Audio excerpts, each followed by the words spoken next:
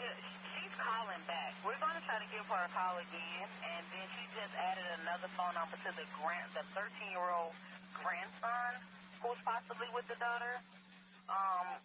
Step out with this. 2412. Veteran crisis hotline's calling in, so they have a female veteran off her medication. She's at work to Safe Haven.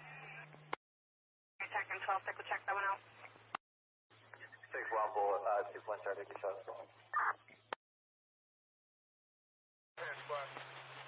Officer still stands for talk? No. Offender in custody?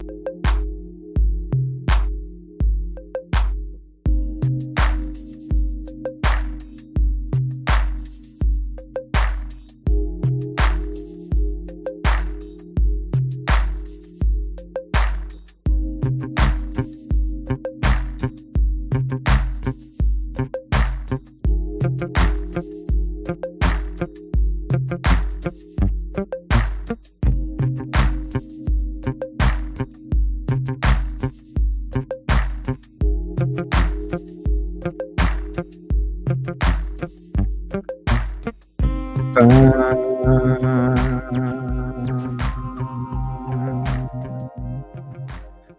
saxophone. Friday. It's Friday already. It's Friday already. Thank you for hopping in.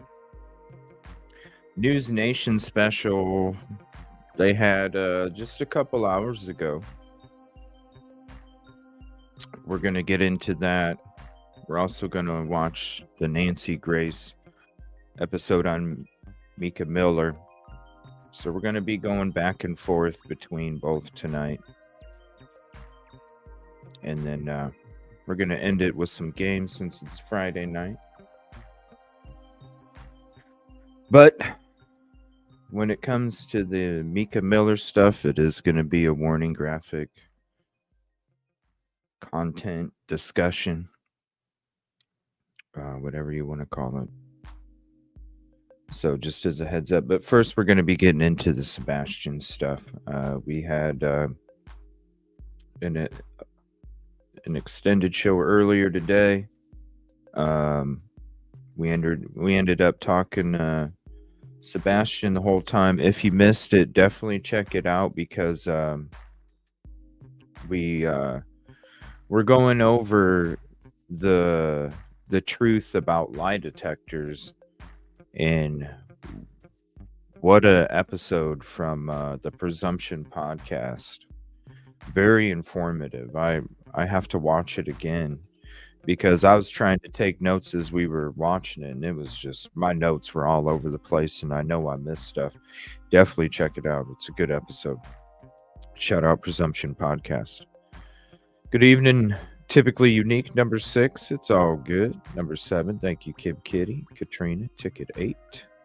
Jackie 11. What's up, Pinky? Norma. Oh, thank you, Norma. I appreciate that. What's up, Samantha? Hopefully you feel better. I understand about migraines are a pain. Glenda 19. Thank you, Samantha. 18. Busby 20. What's up? 22. We got a Busby up again for The Price is Right. What's up, Margie? Ticket 29. Robin 30. How are you? Hide and seek. Oh, these sinuses, man. It's like an all-year thing anymore. Used to be spring and fall. Now it's like all year round. What's up, Pauline? Thank you for the green hearts. What's up, Angie? Nuala, what's up?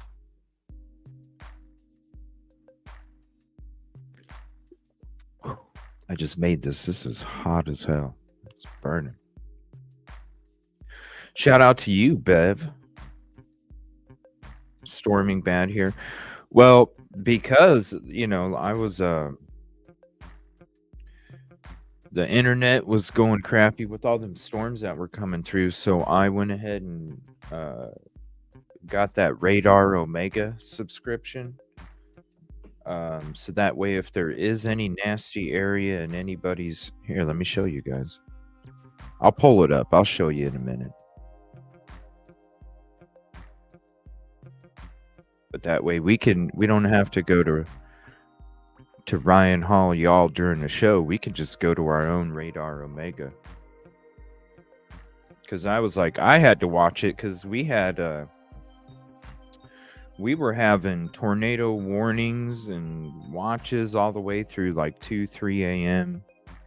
And so I had to be up to date because there's not very many people up that late. I appreciate you, Gigi. There's not very many people up that late. And so I was like, I gotta know what the hell's going on. So I just went ahead and got the Radar Omega so I could watch it on my phone. And that's what I did those few days, those few nights, is the internet was just cutting out so bad. And I just sat there and I watched that Radar Omega, just waiting for each thing, each cell to come through and brace for it and then wait for the next one. And It was crazy. I know there's still storms going on right now. It looks like there's some nasty stuff in South Carolina. Is what it's looking like right now.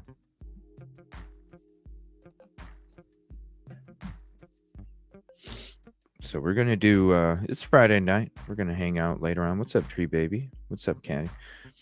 Do some games at the end.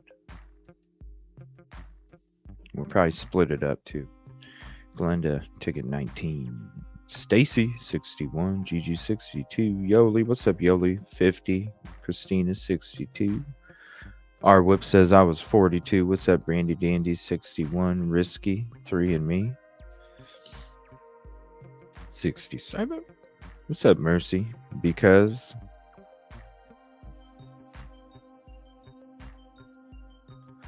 a love radar. Yeah, I don't know how. I just got it. I mean, there's so much to it to learn. I downloaded some videos on like how to, so I can learn how to use it. But I got the basics down. What's up, Cindy? But I had to. Darlene, good evening.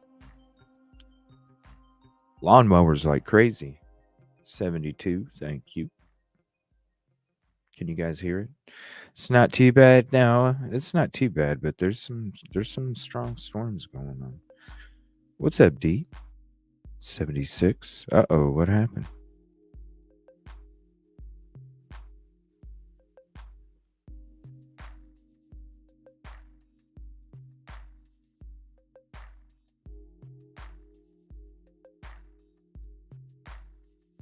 Yep.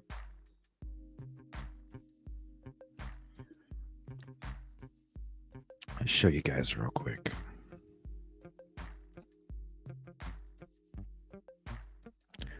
Let's see if it shows up right on the StreamYard. I haven't tried it.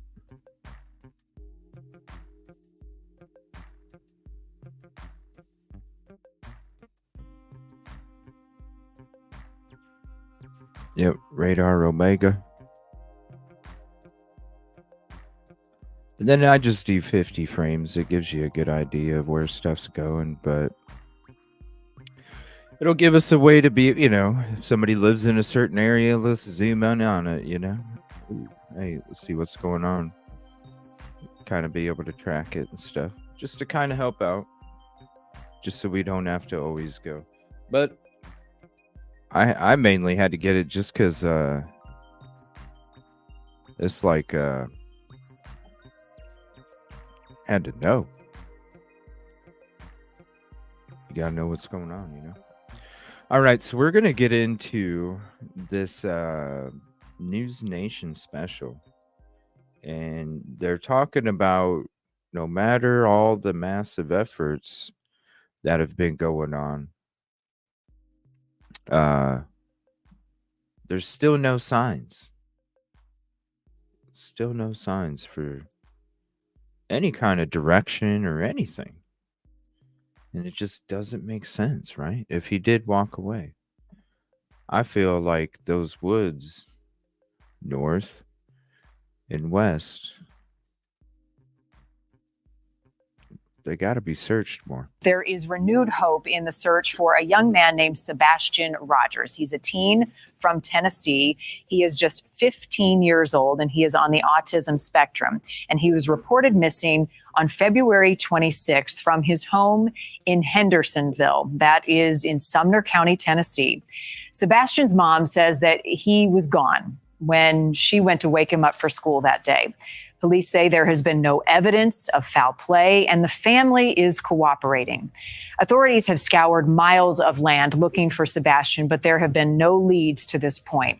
There was a recent picture that got the family's hopes up of a teen resembling Sebastian. It was circulating on the internet. Sebastian's dad was hopeful it was him. However, it turns out it is not. That picture is a fake, an AI-generated image, according to the sheriff's department. Now, in early April, law enforcement said that they were still actively searching for Sebastian. And at this point, they're not ruling anything out. Enforcement has not, drawn any conclusions. So we need to keep hope up and keep praying for this young teen and his parents and his dad, that, you know, he's going to be found. You know, we just got to keep the faith. Meantime, volunteers with the United Cajun Navy also joined in this search early on at the family's request, but they pulled back after they started receiving some threats. I spoke. Oh my gosh, they did it again, you guys. Oh my Lord. They did it again.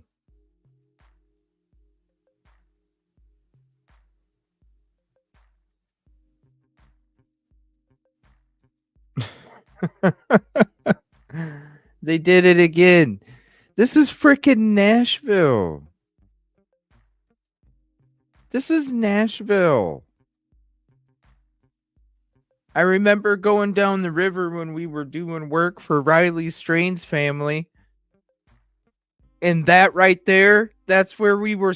Remember, if you guys were with us, and me and Narc Divers were like, oh man, that smells good, whatever they're cooking. Like it was coming off into the river. Oh my gosh, I had never smelled so much beautiful barbecue in my, oh my Lord, it was, I've never smelled that. I was like, holy shit, I've never smelled barbecue this good in my life. In my life. This is Nashville. Why are they did it again? They're using Nashville footage to make it seem like they were out there on the boat. Meantime, volunteers with the United Cajun Navy also joined in this search early on at the family's request, but they pulled back after they started receiving some threats. I spoke. That's Nashville search. What the? If I knew what video it was, because I know I was taking video, I was taking GoPro of that specific spot as we were headed back. I mean, this is quite a ways down from Riley Strain's spot, even. This spot. This is right before you start curving on the Cumberland. You start to go, I think it starts to go east. Sorry, when I'm on the water, I don't know my direction, but I believe that because it turns right after that, it curves over and starts going the other, like not up and down, but it does like a 90 degree,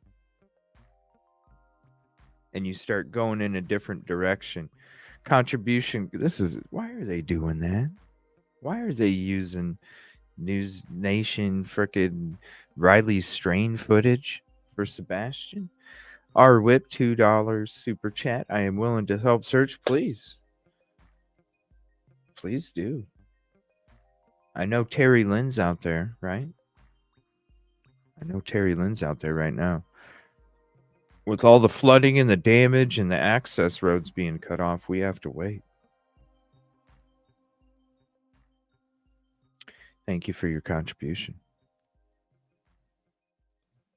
and prayers. I can't believe they're using Riley Strain again.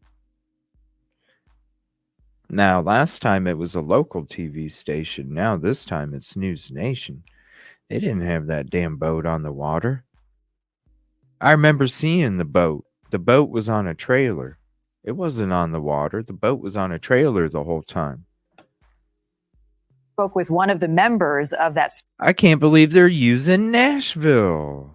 What the heck? Search group about the unusual challenges they have faced looking for That's, oh my gosh, that's Nashville, you guys. Sebastian. The threats have been coming both in person, oh my Lord, by phone, oh and my also Lord, online. So we have multiple places that we're dealing with this, but we have turned over information to the local authorities so they can take action. In the meantime, Sebastian's biological dad, Seth Rogers, says he hopes the FBI gets involved in the search for his son. Think about it. Ever since they even, oh, it's horrible. These people. I don't know what's. I mean, all I know is that he has disappeared mother's house. What's up, And it's my Sunflower? job to find him and bring him home. What happened to Sebastian? Joining me now is former FBI agent and News Nation Law and Justice contributor Jennifer Koffendorfer. Jennifer, the timeline of this case is peculiar. The circumstances around it, the police say no foul play. What stands out to you? I know, and prayers to everybody, like, oh my gosh, Oklahoma, Texas, Indiana, Illinois, Kansas, Missouri, Tennessee, I mean, Georgia, so many places this week has been hit. Not only that, but flooding and all that stuff. Even here, we had a lot of damaging winds and a lot of trees go down. I mean, there was trees everywhere. Power lines down, internet down, like just prayers to everybody. And it's just the beginning of the year, y'all. Oh man, it's creepy to think about. At this point in this investigation? Prayers Well, I to think what everybody. stands out to me is, Marnie, it's been 2.5 months. And not only do we not have any signs of life regarding Sebastian, we also have no signs of foul play. So basically, at this point, it seems like he vanished. And that's very peculiar in a case like this for 2.5 months to go by with really no clue. All right, so now we're going to get to the episode for the special that they had today, talking about the massive search efforts, all the search efforts that have been out there the last couple months. No direction, no, what's up? It's like when me and Narked and Busby were together the last time. And after we got done doing those, I mean, that one night, you guys, how long were we out on the boat? Busby was out there with the lookout. Me and Narked were on the boat. I mean, what time was it, you guys? Like 9 o'clock? I mean, it was dark as hell. It was dark as hell for a while. We were having to use our flashlights just to be able to see. And I know I got GoPro with that. Let me check that out real quick. I don't think there's so much GoPro I haven't put up yet.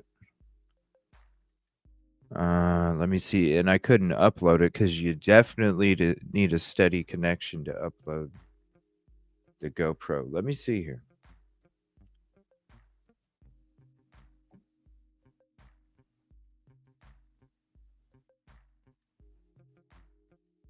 When was that? Oh, yeah. Right here. Like this right here. Here, I'll show you guys. Here's the last video. This is how dark it was.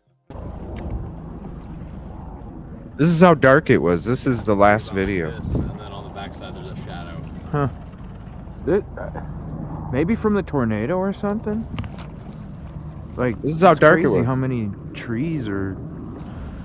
We took a picture of it. Whoops. Well, I did 2 scans, and then there's a... This is how dark it was still. As a shadow. The tree, or the shadow of the tree. It's like right by... Yeah, we're sitting out there, right, Busby? We were sitting out there doing sonar and all sorts of stuff, just crazy. And, and after we were done together and we sat there and we were like, it just don't make any sense. It don't make any sense. There's no direction. There's no, after all this searching, after all this searching, and we're just like, where is there a direction, a sign? Depending on what we search tomorrow, I'm going to get up really early. So when I say really early, depending on what the game plan is. It's just like there's no direction. Even the ground searches, where there's nothing. Like what? There's nothing. Contribution call out. Hold on 1 second. I saw you, Gracie. Where did it go? Contribution call out Gracie, $5 super chat. Thank you for all you do. Thank you for the contribution because it allows me to be able to go out there and do these things to help. Yeah, shout out to Terry Lynn for being able to go out there and still bring that awareness out on the ground as well while we're doing it here tonight. It doesn't make sense, Stacy. It's just like after we just stood there and we're like, we don't get it. Like you think there'd be something. You think there'd be something. And it's just, there's not. So we're going to check this out. News Nation special from earlier. And then we're going to get into some of the warning graphic conversation, triggering conversation. So we will, we will have a little banner up on the screen for you, just so you know when we get to that point. Thank you for joining us. I'm Marnie Hughes, and this is Missing on News Nation. Each week, we cover a missing person case, no matter their race, religion, background, or circumstances, because every missing person matters, has a story, 100. And has someone who cares about them. And here's the link for this episode. You obviously know it's News Nation, so we don't have to put a banner up there. There is the link, though. Please hit the like over there. Leave a trophy or a heart. Please hit the like on this video. It is the free way to help. And here is their missing special. They do like a missing case each week. They have like a 20, 30-minute episode where they cover, and we've been in them. We'll sit there and we'll watch them live together. Some of us in their crew will sit there and watch them live and just to kind of like see, just have our eyes everywhere. And yeah, right, Amy? It's like, where do you get, like, I don't know. We've done a lot of searching, whether it was on the ground or on the water. A lot of water searching too. Still. Where's the sign, right? Many of the cases we cover come from you, and we thank you for that. Several cases to update you on before we get to this week's featured case of Sebastian Rogers. First, the disappearance of Anna Maria Knezovich remains a mystery, but a major piece of that puzzle may have now fallen into place. Police this week arrested Anna's estranged husband, David Knezovich. He was taken into custody in Miami in connection with her disappearance. She was reported missing in February after she failed to meet a friend to travel from Madrid to Barcelona. Concerns then escalated when Spanish authorities found no evidence of a robbery during a search of Anna's apartment. The disappearance happened the same night an unidentified individual was spotted vandalizing security cameras in her apartment building with spray paint. According to a new affidavit in the case, the man caught on camera resembles the estranged husband, Knezovich. Court documents now reveal that another camera captured a man appearing to be David Knezovich purchasing a spray paint bottle and 2 rolls of duct tape prior to Anna's disappearance. An attorney for David Knezovich spoke with my News Nation colleague, Chris Cuomo, back in February when she disappeared. And at the time, he maintained his client had done nothing wrong and had nothing to do with her disappearance. Here's part of that. He has been aiding the authorities and helping them in any way he can. I don't know if it's reasonable to expect that he fly to another country that he doesn't know the language, doesn't have a place to stay, and somehow that's going to make it a better search than it is already ongoing. Now, several months later, David Knezovich has been charged with kidnapping. There has still been no sign of Anna. She had moved to Spain and been living there on and off after her marriage fell apart and the two were getting a divorce. Her family is also now speaking out publicly, calling for justice and pleading with the public to help find Anna. Whoa. We're shocked, devastated, traumatized. Whoa. It's just been very hard for us. Huh. David Knezovich will be back in court this week. Meanwhile, the search has ended tragically for 3 missing surfers in Mexico. Another case we've been covering, the bodies of Jack Carter Rode, an American, and Australian brothers Jake and Callum Robinson were found in a 50-foot well in Baja, Mexico. The 3 had traveled to that area to go camping and surfing together. Police say they were victims of a robbery. When they resisted giving up their truck, they were shot and killed. Investigators say it happened in an isolated area where there was no cell service and there were no witnesses. 2 men and a woman are now in custody, and 2 others are under investigation. Wow. I spoke with a man who is friends with the Callum brothers, Callum Robinson. He was supposed to go on that trip with them, but he didn't go. He canceled because of a work obligation. And he describes this area the men were killed as a safe place. My grandfather brought me there as a toddler, and we came there every Thanksgiving with all of our family, my cousins, my aunts, my uncles, my parents. And throughout the decades, I brought my family there, and I even camped there by myself last May. It's always been a sacred place to our family, and it's always been a real peaceful and tranquil place. Nothing's ever happened there before. And that's why I drew a map to go there, because it was a special place to me, and I thought everything would be fine. Oh, whoa. Randy says despite what has happened to his friends, he will go back to that area, but admits that since he's been visiting Baja for the last 20 years, the cartel activity has raised concerns about safety and travel there. Whoa. Family and friends of a man from Michigan are hoping the public can help bring their loved one home. The last time anyone heard from Craig Lyles was in January of 2021. He is from Waterford Township, Michigan. He is a choir director, active in his local church, and described by his family as kind and loving, the glue that holds his family together. That was his favorite thing to do. Get the family together, everybody. I mean, from the babies on up to our older family members. He always had a set time for the older family members before the younger ones come together and kind of enjoy ourselves. We have a moment with our older aunties and uncles, just so that everybody enjoys this special day that he planned for all of us. Police say Craig's boyfriend at the time he went missing failed a polygraph test and has been named a person of interest in the case. However, there has not been enough evidence to make an Okay, we just had an episode earlier on the polygraph test. Y'all got to check it out. The last hour and a half of the show, maybe. Oh, man, what an episode. Failed the polygraph, yo. An arrest. Police also don't know the whereabouts of that boyfriend. His name is Michael Butler Jr., but they believe he may be in Texas. Family and friends say there were signs of a struggle at the apartment Lyles shared with Butler. Police say the damage was likely from an argument the pair had had a month prior.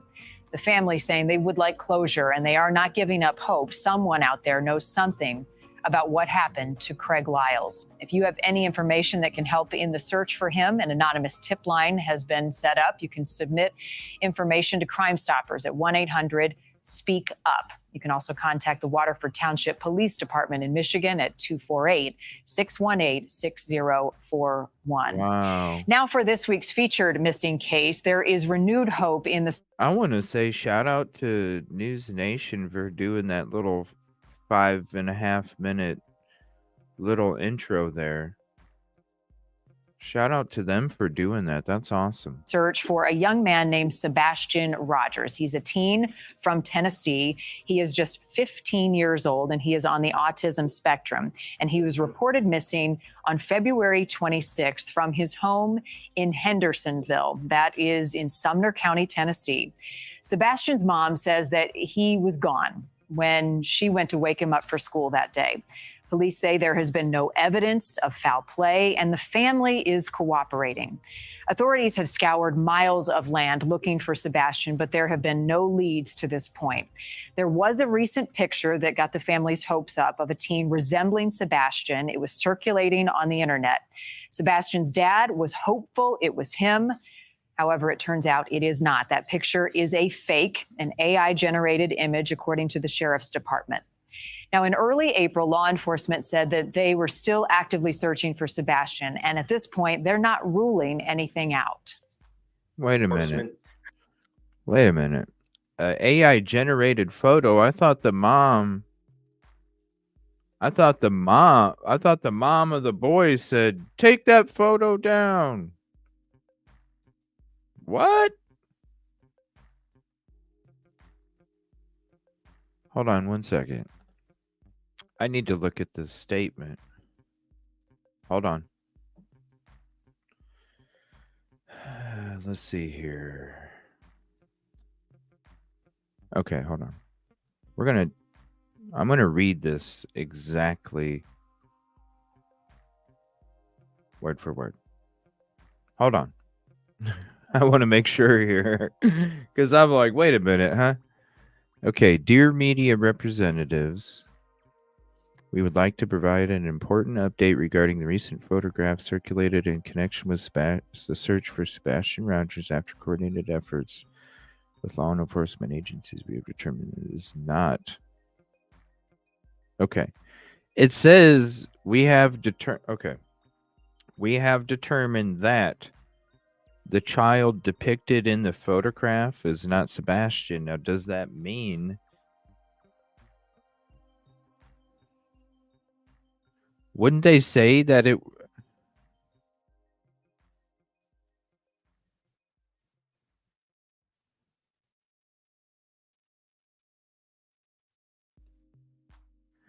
AI? Who? Huh? Where does it say AI? Hold on. We're going to go back to that again. What? Scoured miles of land looking for Sebastian, but there have been no leads to this point. There was a recent picture that got the family's hopes up of a teen resembling Sebastian. It was circulating on the internet. Sebastian's dad was hopeful it was him. However, it turns out it is not. That picture is a fake, an AI-generated image, according to the sheriff's department. What? Where did it say? I haven't seen nothing from the sheriff's department that says it was a... Does anybody have that? Does anybody have? Like, I just have this, you guys. I don't listen. I'm not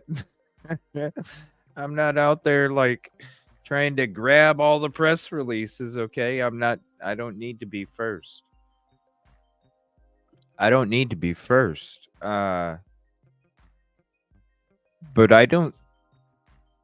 Is there some other? Is there some other statement that we're missing here or something? Because I don't see anything that. Right, Stacy. A lady came forward on Facebook saying it was her son and to take the photos of her son down. Right.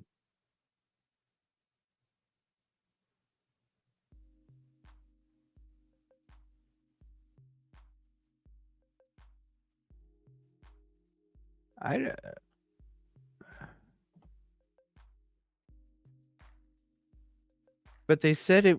Yeah, right. It was confirmed it wasn't AI. So that's what I'm saying. What press release am I missing?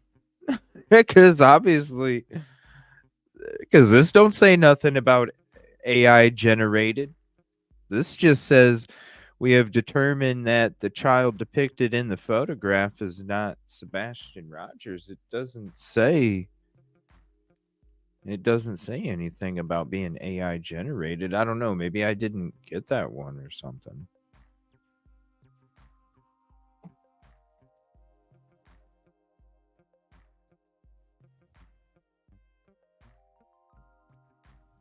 Huh. Okay. Sheriffs confirmed it, I suppose. Now, in early April, law enforcement said that they were still actively searching for Sebastian. And at this point, they're not ruling anything out.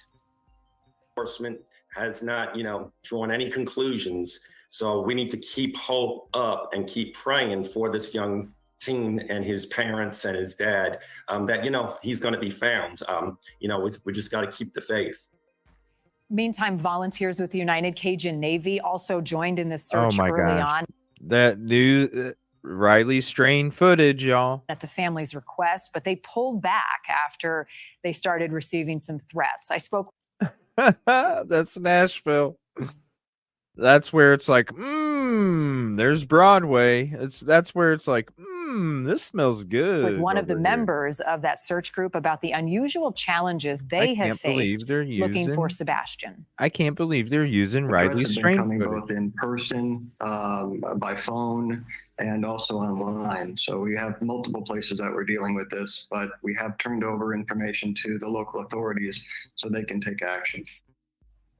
In the meantime, Sebastian's biological dad, Seth Rogers, says he hopes the FBI gets involved in the search for his son. I don't know what to believe. I mean, all I know is that he has disappeared out of his mama's house, and it's my job to find him and bring him home. What happened to Sebastian? Joining me now is former FBI agent and News Nation Law and Justice contributor Jennifer Koffendorfer. Jennifer, the timeline of this case is peculiar. The circumstances around it, the police say no foul play. What stands out to you at this point in this investigation? Well, I think what stands out to me is, Marnie, it's been 2.5 months. And not only do we not have any signs of life regarding Sebastian, we also have no signs of foul play. So basically, at this point, it seems like he vanished. And that's very peculiar in a case like this for 2.5 months to go by with really no clue.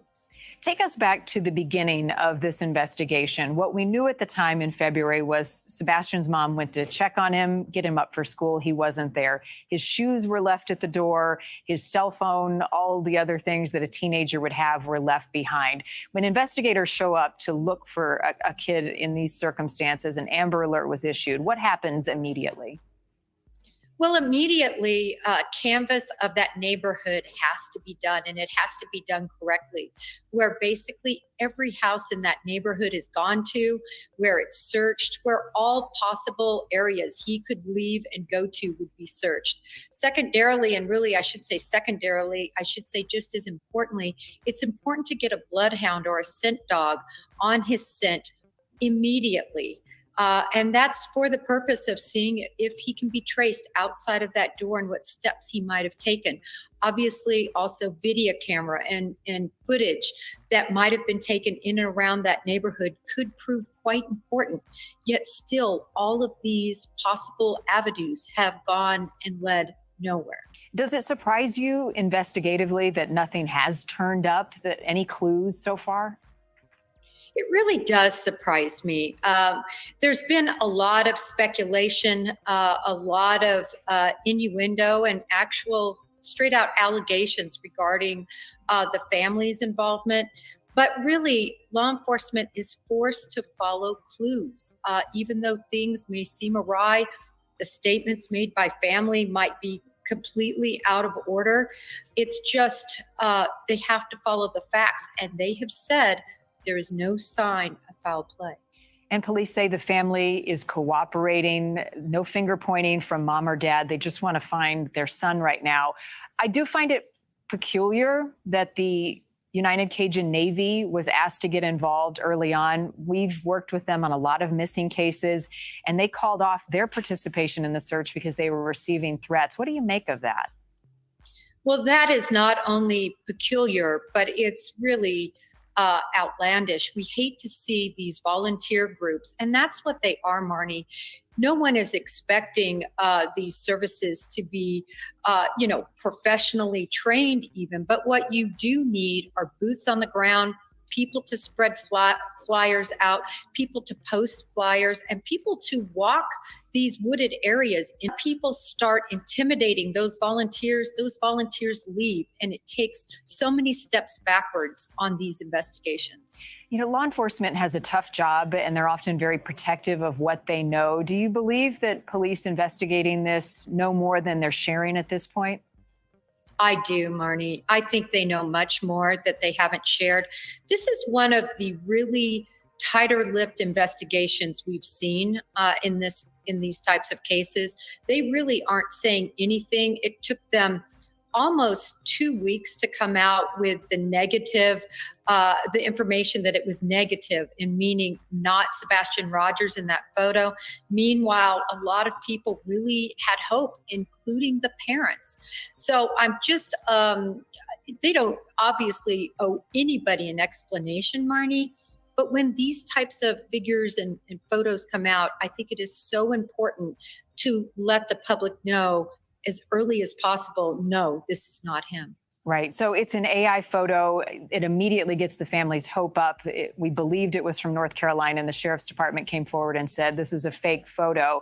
But it does beg the question as to crossing of state lines in an Amber Alert. How do law enforcement broach that issue? Well, in these types of situations, thankfully, they have gotten the FBI involved. The FBI is assisting. They're not leading the investigation. Also, TBI is involved. But they closely work together so that any leads that come out, such as this, immediately that jurisdiction where this photo was allegedly taken could be contacted. That video footage could be called. So it's so important for everyone to work in lockstep on these cases. How do law enforcement's resources dwindle after more time passes in a case like this? Well, they dwindle, Marnie. Make no mistake, particularly these local departments. They have only so many officers. And remember, they have a lot of other responsibilities that have nothing to do with looking for missing that they are trying to keep up with. And as time goes on, the case becomes colder and colder. And instead of having active, proactive investigation, you move to reactive. And that is where a clue will come in and you'll follow it instead of proactively looking. What is the threshold, Jennifer, for local law enforcement, the Tennessee Bureau of Investigation, and local police to ask for more assistance from the FBI, for example? Well, the threshold is going to be where they literally have no clues coming in.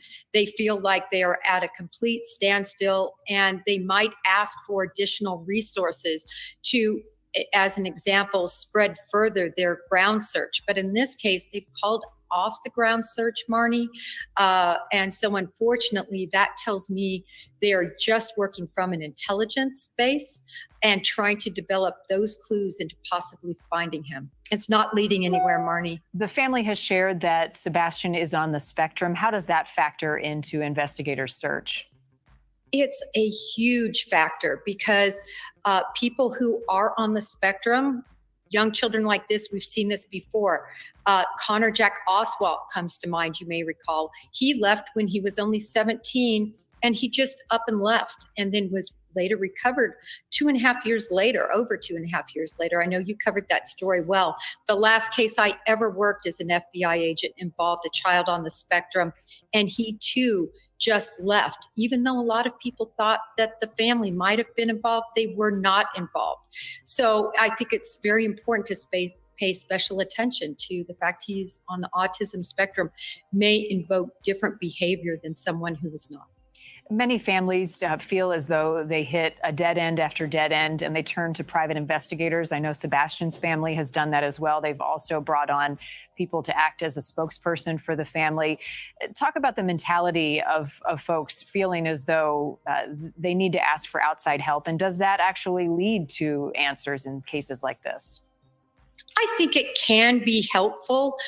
People, though, who have this sort of experience, FBI agents that have worked these sort of missing cases for years, you want to really get somebody that's very well vetted and has the experience for two reasons. One, they know how to conduct these investigations, but secondarily, they're going to be able to better establish rapport with the local department. When a department is still working a case, though, a private investigation situation can get in the way, and they can be basically given the cold shoulder by law enforcement. So it's difficult because PIs just don't have the tools law enforcement officers do.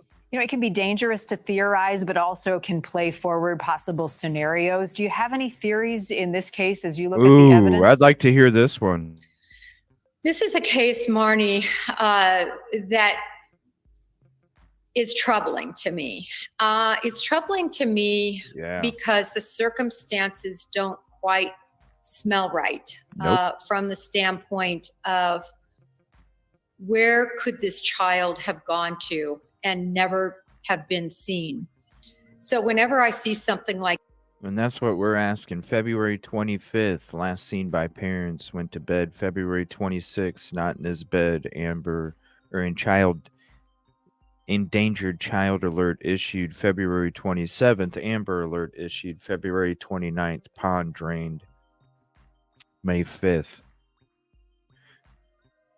This is from earlier today. This isn't an old episode, everybody. This is from, let me see, 3 hours ago. Whoops. Make sure I hit the like. 3 hours ago. It just doesn't like make that, sense. yes, I am She's very right. troubled. It don't smell That right. have for outside help, and does that actually lead to answers in cases like this? I think it can be helpful.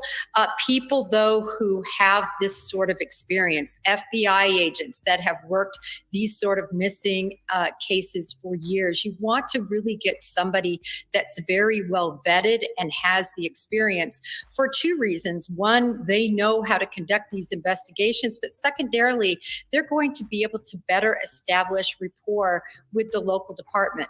When a department is still working a case, though, a private investigation situation can get in the way, and they can be basically given the cold shoulder by law enforcement. So it's difficult because PIs just don't have the tools law enforcement officers do. You know, it can be dangerous to theorize, but also can play forward possible scenarios. Do you have any theories in this case as you look at the evidence? This is a case, Marnie, that is troubling to me. It's troubling to me because the circumstances don't quite smell right from the standpoint of where could this child have gone to and never have been seen. So whenever I see something like that, yes, I am very troubled. But there are other circumstances that lead me to believe it is at least possible that he wandered off. And I say that because there has been literally not a clue, Marnie, that the family was involved, and their house has been searched and scoured. So for that reason, I still have great pause that the family was involved. And if he did wander off, they issued an Amber Alert. What does that tell you? Well, the fact that they issued an Amber Alert, law enforcement believes that he could not have left and gone a long distance on his own, that he would have had to have been picked up and kept in like a kidnapping situation and taken. But then I still find it interesting that not one person has seen hide nor hair of him. Again, that leads us back to the origination, Marnie. What happened in that house? There's only one witness, I should say two, and that is Katie Proudfoot and Sebastian Rogers. What's the public's role in a case like this, Jennifer, not just in Tennessee, around Hendersonville where Sebastian lived, but elsewhere to keep their eyes and ears out for any clues? You know, Marnie, I always say people on social media have such a powerful tool, no matter whether they're TikTokers or Instagrammers or Facebookers, it doesn't matter. Everyone who puts his name and his photo out there, it proliferates, Marnie. And that is something everyone can help with. Even if you can't be boots on the ground, you are providing significant information, and somebody just might see him that recognizes that photo, and it's not an AI photo. It would possibly actually be him. Yeah, the more attention, the better in every case. Jennifer Coffendorfer, I appreciate you reading in on this one. And as always, thank you for your expertise and your experience. It means the world. Thank you, Marnie. And again, there is an active alert in the case and search for Sebastian Rogers. If you have any information that can help in the search for this young man from Tennessee, you can contact the Tennessee Bureau of Investigation, 1-800-TBI-FIND. And make sure you join us next week as we investigate the disappearance of a woman named Julie Vesegalt. We've had people scouring every single parking lot that they could possibly think of, you know, like especially the mental health hospitals and Walmart shopping centers because she was known to sleep in her car quite a bit while she was on the road. Julie was known to take time away to herself, but she always let those close to her know where she was planning to go and what her plan was. So make sure you tune in next week as we focus on Julie's disappearance. So I wonder if she always told them. I wonder. 18,421 signatures out of 25,000 for the next goal for the petition. Unfortunately, the petition, it's for public support, but unfortunately it's not going to make them take over. But it is good public pressure for sure.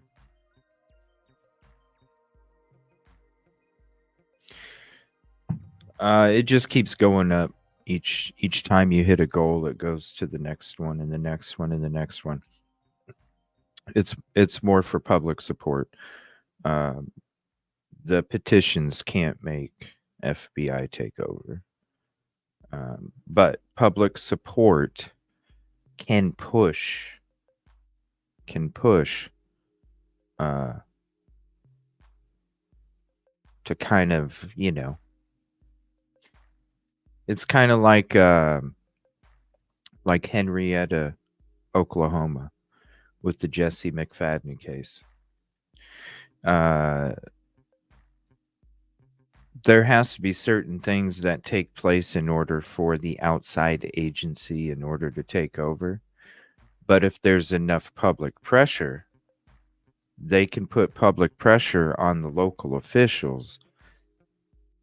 You know what I mean? And then that's where it's like, okay, yes, now we have what we need to take over, because then things come to light, right?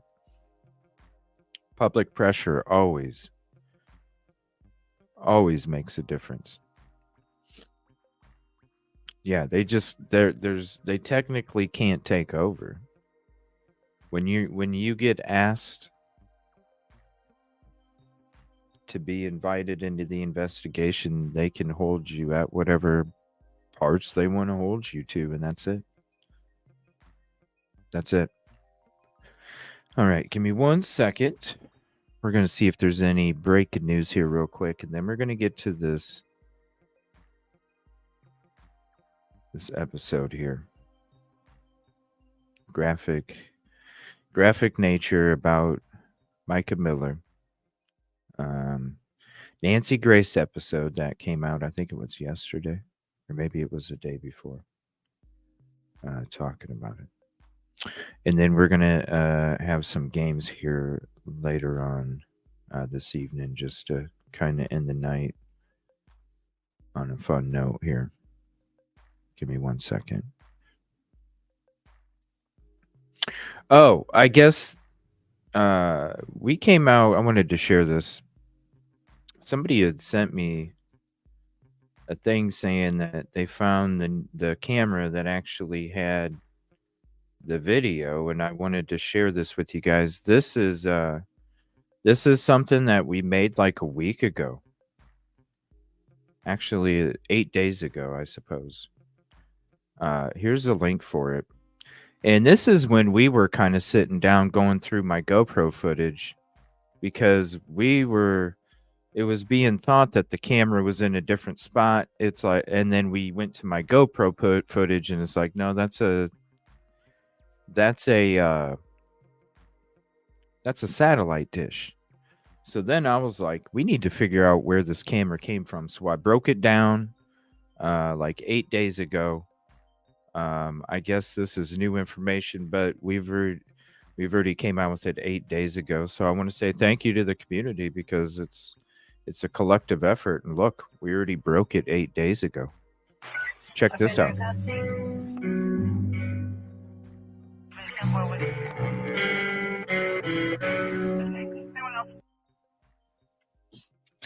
So here is the house, right? Now, there's trucks in the drive. Going straight over, all that activity still happening at that garage. So let me go to my footage here. So let's stop this. Let's present, share screen, window, and here's the GoPro photos. There's not a camera, it's a satellite dish. So now people, they were going off of Google. They were going off of Google Earth, which is older. And they were thinking this was a camera. So we went to my GoPro because my GoPro was from a few weeks ago. We went to my GoPro, and then this is where we got the photo. Updated current photo, because that's where the surveillance was from. So that's where we show that it's a satellite dish, not a camera. This was 8 days ago. So you can see it's the house. It's just a satellite dish.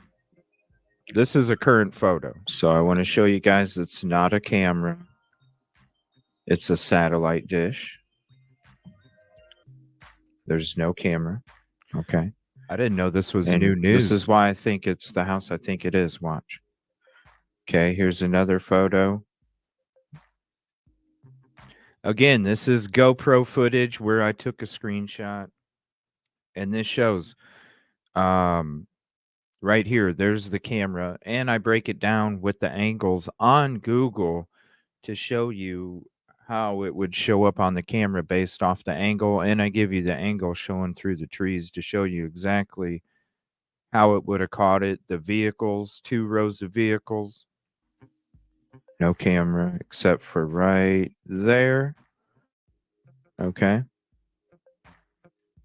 So there's that. So let's go back to here. Okay, so see this right here. Okay. This is the house. So let me show you. All right, so this is the house right here.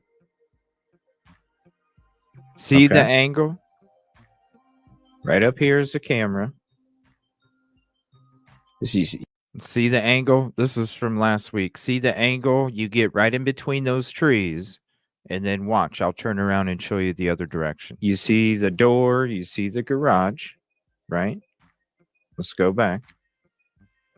This was 8 days ago. I didn't know it was brand new information. You see the door. You see the garage. You see the camera. Weird he came out with it. Okay. Weird he came out with it. Let's go back to the maps. All right. I even break it down like this. Does that give the view, right? If we're looking here. See? Does it give the view? Watch. Yes, it does, ladies and gentlemen. Watch. See?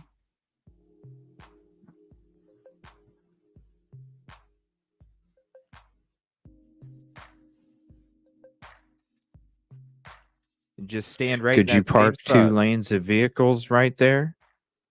Yes, you can. Ladies and gentlemen.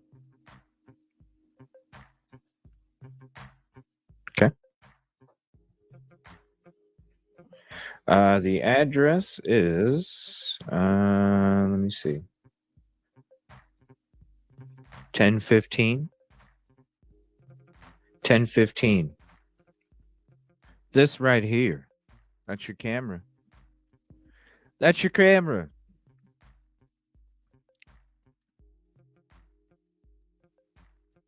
There you go. I don't know. Somebody was like, hey, sent me a message. Hey, we just discovered the camera that took the video. Okay. we already did it.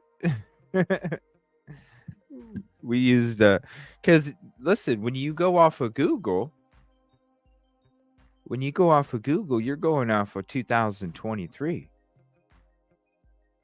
So it could be completely different. Watch, I'll show you. When you go to Google, guy, on the street, right there at the bottom, July of 2023, right over here at the top, July of 2023. So that's why we went to that. There's a reason why I did the GoPro stuff, because I was like, if I need to know real stuff, I need to go to my real footage. I've had this footage for, I don't know, a month, 2 months, something like that. Look at the foliage. It's a little different. Damn, it was sunny that day. Look at how beautiful that sun is right there.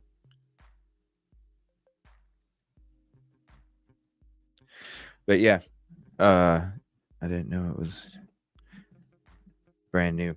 So this is Nancy Grace. Here's the link for this episode. Now I am going to, hold on one second. Let me double check my Sebastian folder. Hold on.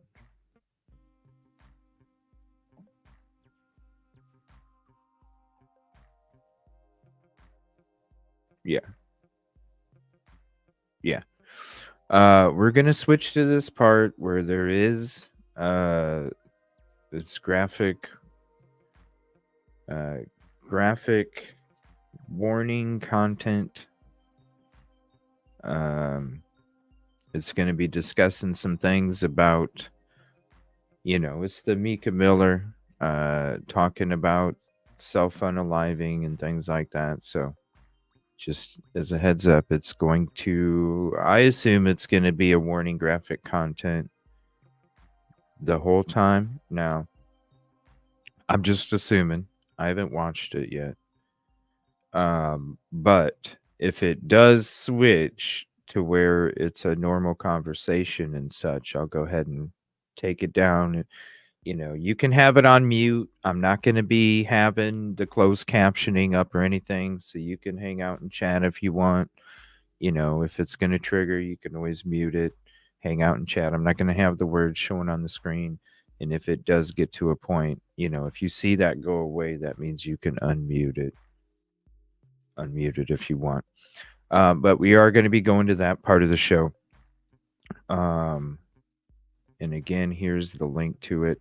This is the Nancy Grace episode from last night, discussing Micah Miller's case. And then we're going to be going into some other videos as well.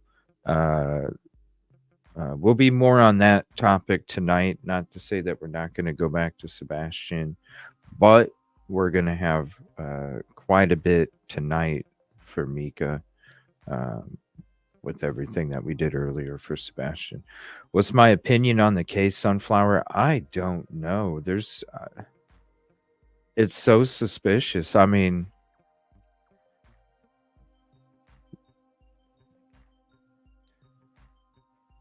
it's like this is what's so confusing. You see the post and you see, the friends talk about excitement and a new chapter and all these different things, and it's like, what took place that day?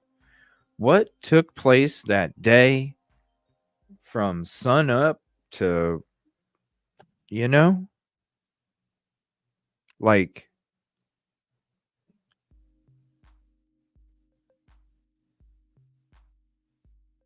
how long is that, Christina? Give me a timestamp.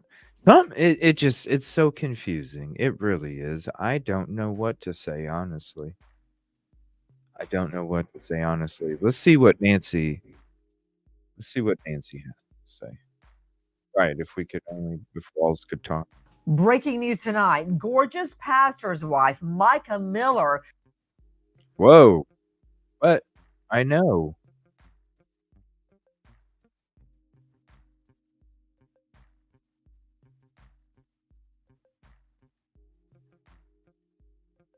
I know. I already accepted it. What's going on here? Breaking news tonight. Gorgeous pastor's wife, Micah Miller, spoke through tears about abuse on Facebook, supporting victims of domestic violence. Micah meets her future husband, age just 15, And when they marry, she takes on his 5 children as her own. Wow. But cracks emerge in the marriage to a highly popular and charismatic South Carolina pastor, John Paul Miller. Then the shock discovery of Micah's body in a remote state park, Micah shot dead. And in the last hours, a war of words explodes as Micah's loved ones insist she did not commit suicide. And also in the last hours, Pastor John Paul Miller booted from that Myrtle Beach church. What did? And I guess, according to JLR, the pastor had a complete meltdown today. So we'll check that out after this. They know that we don't know. Shout out Tonight, JLR. Micah's devastated. Shout out JLR for, I mean, damn, man. Frequent flyer miles, yo. Shit. 911 call. And P.S. Did the preacher have a girlfriend? Y'all. Good evening. I'm Nancy Grace. Hello. This is Crime Stories. Thank you for being with us. Damn straight he had a girlfriend. The hell? So what is it here? Okay, Nancy just... Okay, hold on a minute. I'm hearing so many different things, you guys. Is it 10? Is it 14? Is it 15? What? Nancy Grace just said 15. I've seen other people say 10. I've seen other people say 14. Which is it? This is what I'm talking about, man. Why is there 3 different ages? What's going on? Why is there 3 different ages? See what I'm seeing? Now there's 13, right? Why is there...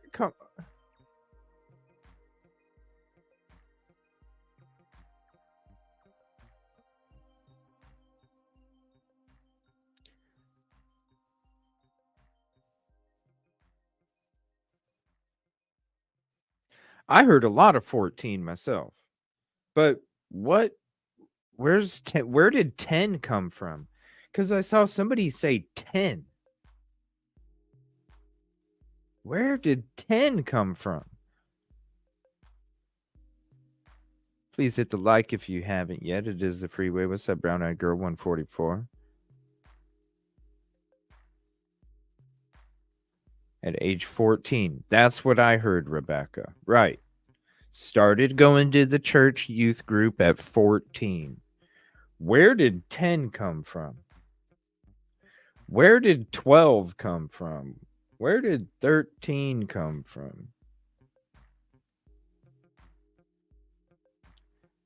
Who?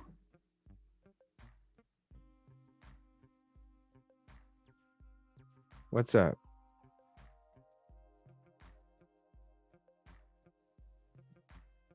Somebody said 10. Since the age of 10. And I was like, what? Where did this come from? I didn't get to watch it because I was too busy doing other work. But I saw the headline, the description, and I was like, what? But I didn't have time to watch it. Wow. Okay. I was just curious. I've had a lot of women that have reached out to me about situations of abuse.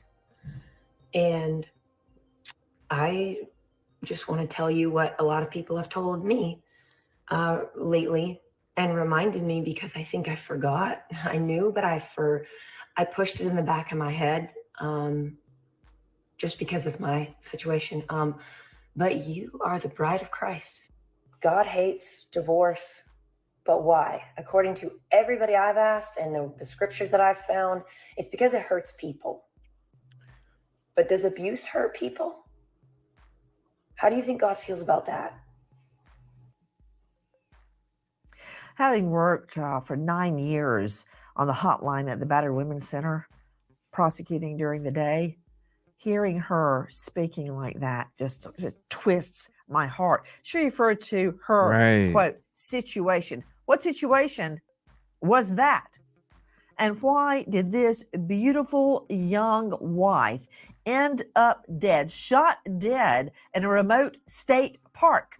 Joining me an all-star panel, but I just want to establish, how did these two ever get together? Listen. John Paul Miller and Micah Miller are married in 2017, and at the age of just 23, Micah Miller becomes stepmom to John Paul Miller's 5 children.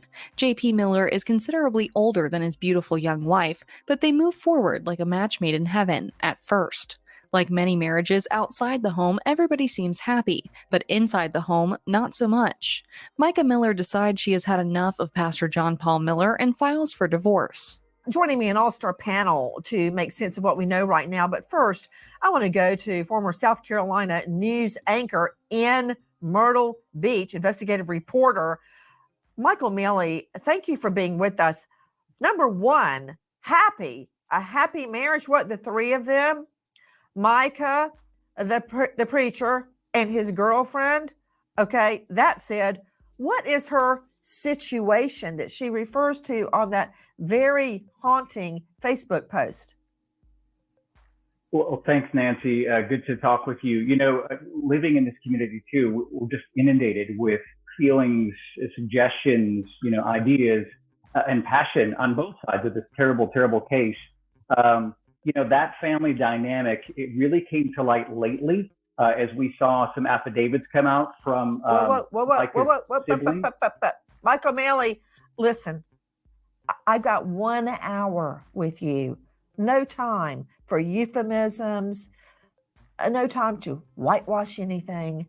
What do you mean the family dynamic just came to light? Nancy, yo, if you ever needed a drink, you need one now, Nancy. What the hell? I ain't got that time. Holding that coffee cup. Look, it's blue just like mine. And what do I say? I ain't got that time. Nancy, she ain't got that time. Oh my gosh, she's already starting. I ain't got that time, bro. Haunting Facebook post. I ain't got that time, bro. Well, thanks, Nancy. Good to talk with you. Living in this community too, we're just inundated with feelings, suggestions, break, ideas, Nancy. And passion on both sides of this terrible, you terrible need a break, case. Nancy. That family dynamic, it really came to light lately as we saw some affidavits come out from Michael Miller, listen, I got 1 hour with you. No time for euphemism. I'm sorry, Angelina. We just started talking about it. Where are you coming up with all these assumptions? We just started talking about it.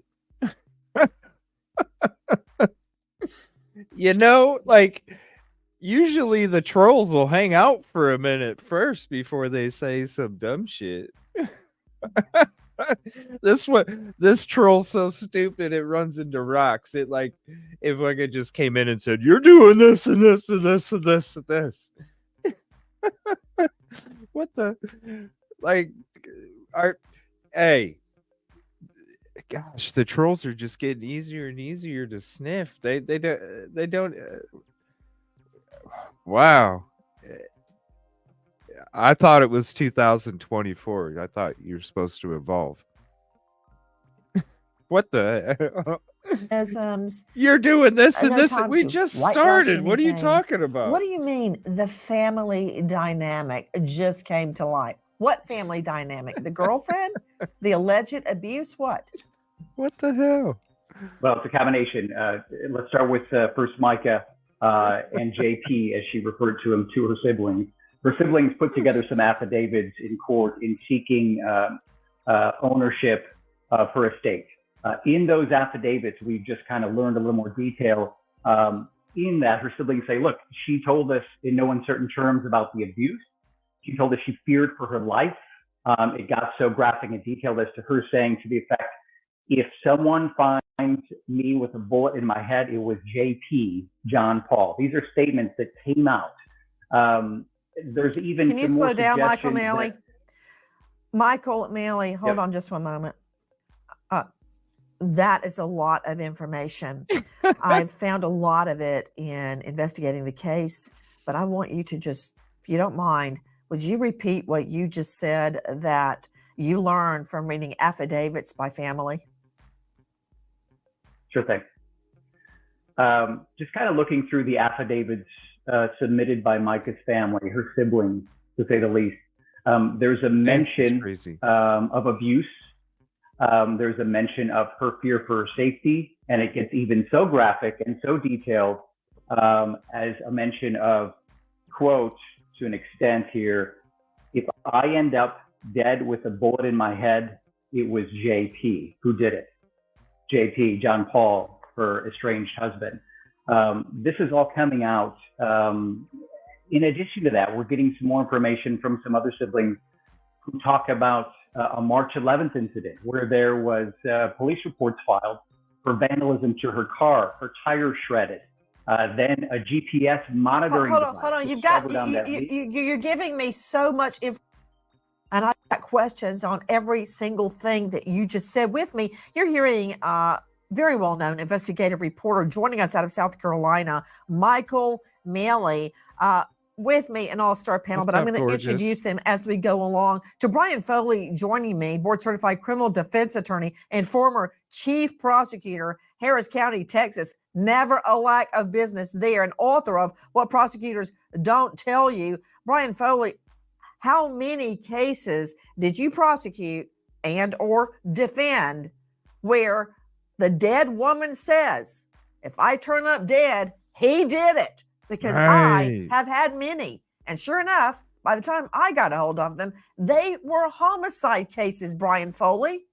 Talk to us, Brian Foley. In domestic violence situations, we often have these warning signs. We have victims that will reach out to friends or family members and say, hey, if something happens to me, it wasn't me. I'm not going to commit suicide. And so apparently that did happen in this case, but right. That's why when you guys ask me, and what's up, gorgeous? That's why when you guys ask me, what do I think? I have no idea. We hear the 911 call.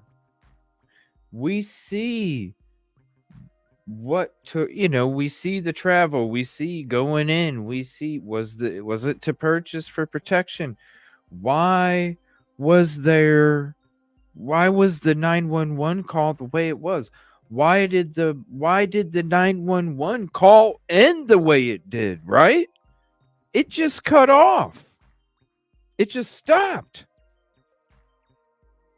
If you want to hop up, let me know. And I want to say contribution call out. Thank you so much. Truth and Transparency $9.99 super tap. Much love to a good guy. Much love to you too, gorgeous. Thank you so much. If you'd like to hop up, let me know. It's like I don't know. Like, listen, I've been in that situation where I've had to tell somebody, yo, if this shit happens, so and so did it. So and so had something to do with it.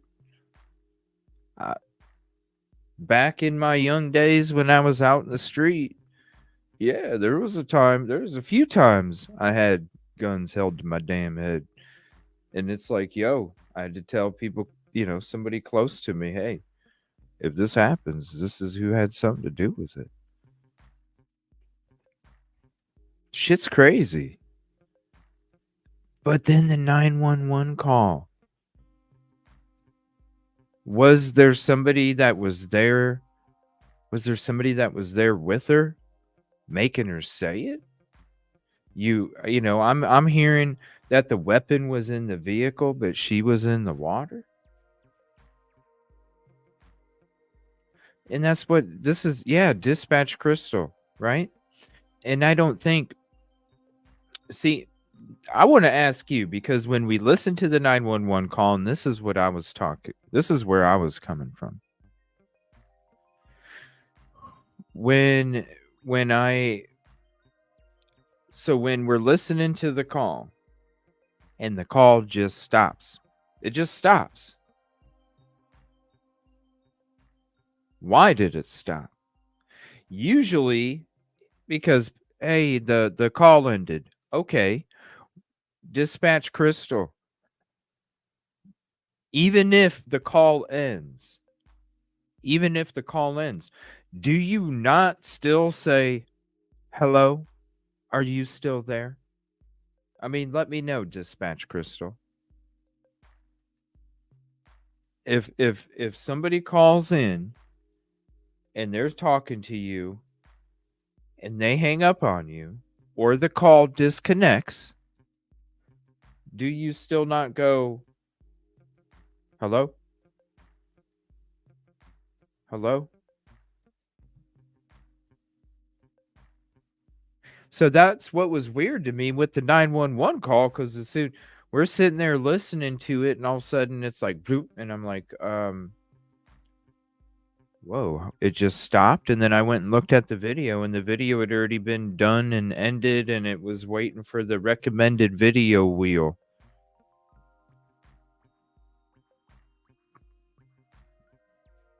Right, but after you first notice that it disconnects, don't you go, I'm asking Dispatch Crystal, don't you go, hello?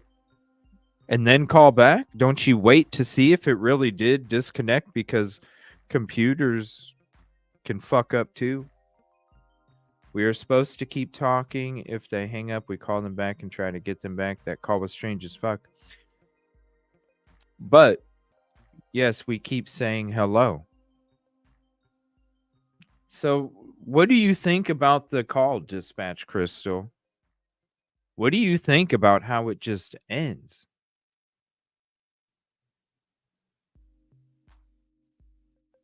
Because it just ends. Here, let me go to it. Hold on.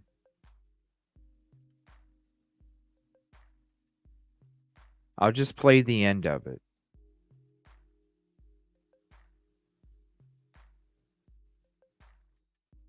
I'll just play the end of it. Okay?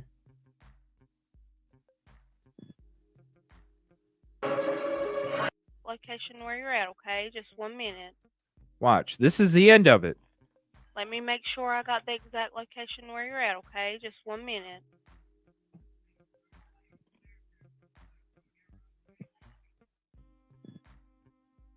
You hear a beep. And that was the end of it. Like, you see what I'm saying? Oh, it disconnected. Okay. Maybe it did disconnect. But why in the hell did it get cut off? Right. Did they release the whole call? That's what I'm saying. Why did it get cut off? Because that's where I'm coming from. I'm like, yo, this got cut off. What the hell from here after? And people are like, no, CJ, the call disconnected. I'm like, no, the call didn't disconnect. Because if it disconnected, then the dispatch is going, hello, hello. And you're going to hear that on the recording. That's why I said from the very beginning, this call was cut.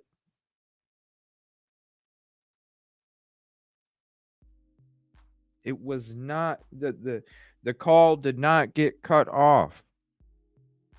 They clipped the rest of it out. Because, like I'm asking Dispatch, it don't end like this, does it, Dispatch? Does it? And I just want my family. Okay, ma'am. The call don't end like this. Just listen to what I'm saying, okay? Let me make sure I got the exact location where you're at, okay? Just 1 minute. The call don't end like this. This is clipped. And that was, see what I'm saying? The call did not drop. It was not disconnected. Even if it was, they don't put out the 911 call without hello, hello, hello, hello. No, they clipped something. What is it after that? And I'm wondering, this is what I'm wondering.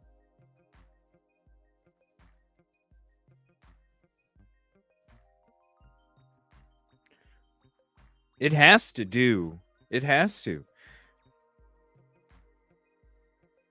It has to do with the investigation, obviously. So if the medical exam, and this is what this is what the confusing part is if the medical examiner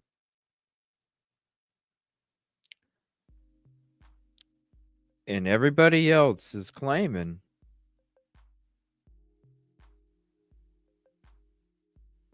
self-induced, well, then what is on? That's what I was thinking, Criminal Med, from the beginning. Because that's why, if you guys, when we were first watching it, I was like, oh my gosh, I hope we don't hear what I think is coming up. I was nervous about it. I'm going to be honest with you, because you never know. You never know. I was like, I hope, oh my gosh, I hope I don't hear what I think is going to happen.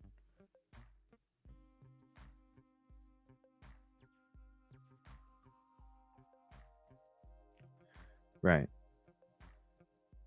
Dispatch would have heard the shot and still would possibly have an open line where she hurt herself and dropped the phone. Because if the call was disconnected, it don't end like that, y'all. There's no reason to listen, there's no reason to keep dispatch going, hello, hello, clip as part of the investigation. Do you see what I'm saying? There's no reason to keep the clip a hello, hello, hello. There's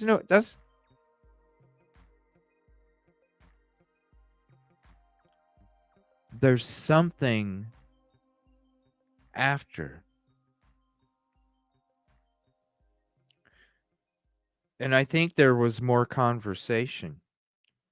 I don't think that was the end of the conversation, because if you listen to how Mica's talking, she's talking with patience. She's not over talking the operator. She's waiting for the operator to help give her assistance on the location. She's being very patient. You see how long that operator is sitting there trying to figure out excuse me. I'm sorry, you guys. You see how long that 911 operator is trying to get the information of the location, and you see how patient Mica's being. So that's what leads me to believe that after that part was clipped, there's still more conversation. Because it's not okay, I've been waiting this whole time for you to get my location. You're still not for sure, so I'm going to hurry up. No, that doesn't make sense. No. It tells me there was more conversation after the clip ended, maybe even a few more minutes. And then who knows? What in that few minutes of conversation before the event took place is part of the investigation. And if it's part of the investigation, which is why it was clipped out, why is it not being ruled foul play? See what?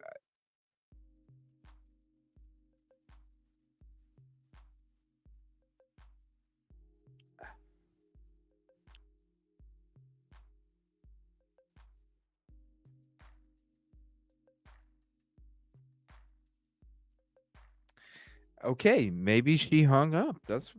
But the 911 call, the 911 call don't end like this when it's being released. It ends with, "Hello, ma'am, are you still there?" Just listen to what I'm saying, okay? It Let ends me make with, sure I got the "Hello, exact ma'am." location where you're at, okay? Just 1 minute. It ends with, "Hello, ma'am, are you still there?" Hello, ma'am? Hello? It don't.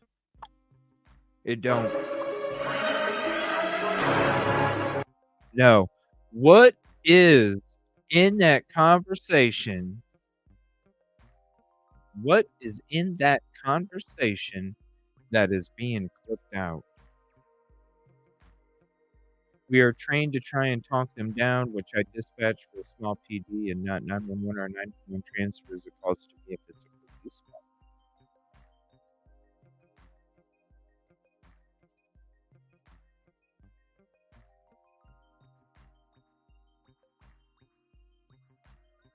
I don't know. It's just crazy. All right, back to this. We've got some facts, from the police investigation that look like it is a suicide. So if I'm JP's lawyer, You know what I mean? It's just I'd be singing from the rooftops what the police have reported.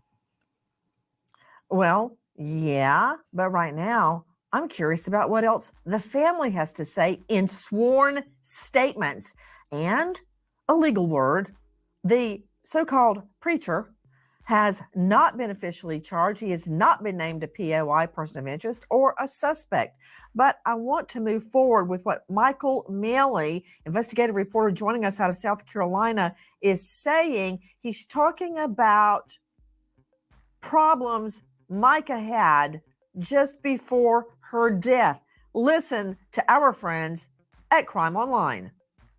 4 months after filing for divorce, Micah Miller pulls back the divorce papers, only to file new divorce papers weeks later. After filing for divorce a second time, Micah Miller feels like she's being stalked. Her tires are slashed twice in a week's time. Police discover a tire deflator has been used on the tires. Taking her car to the dealer for service, a mechanic finds a tracking device placed in Micah Miller's car. Flat tires, tracking device. Micah Miller tells police she's afraid for her life. She knows who the suspect is, but police tell her there's nothing they can do. Police file reports, but no charges are filed. Okay, hold on. A tracking device on her car, her tires slashed. She calls police to report it. They show up at a gas station where she is to get the tracking device off her car. At that time, the alleged stalker drives by very slowly in his Honda. She says, if you find me dead, he did it. The preacher that's not a suspect, her husband. I mean, to Scott Johnson joining me, forensic psychologist, author of When I Love You Turns Violent. Scott Johnson, I mean, other than this initial ruling that Micah committed suicide with a bullet to her head, which of course, as we all know, is highly unlikely statistically that a female of her age would shoot themselves in the face. That said, Scott Johnson, textbook stalking, textbook. Very textbook. And, she's describing incidents which sound crazy, and yet there's evidence to back it up. And so when people get controlling and possessive, in particular with narcissism and this person's position with the church and in the community, she's a piece of property that just will not be let go. Micah Miller, this is going to be hard for you because you have so much information to give us. But Michael, yes, no, did the preacher, the pastor, did he have a girlfriend? I want to establish that. Well, yeah. Yeah, Nancy, that's right. So there's several reports out there that say not only did he have a girlfriend, but that girlfriend allegedly may have been his alibi on the day that they discovered Micah's body. Wait, so, wow. My head is blowing off right now. That's Let crazy. Me just try to reattach that. Here at the top of my page, what is his alibi? That's Where crazy. was he? Okay, I did not see that coming, but right? My alibi is my mistress. Right? Yo, how could you can't be more ballsy than that. You can't be more ballsy than that. Your wife, there's suspicious passing with your wife, and your alibi is your frickin' mistress, yo. Can you imagine if Scott Peterson used Amber for his alibi? Yeah, we were out at a Christmas Eve dinner. We were out at a Christmas morning stroll, looking at trees. Wow.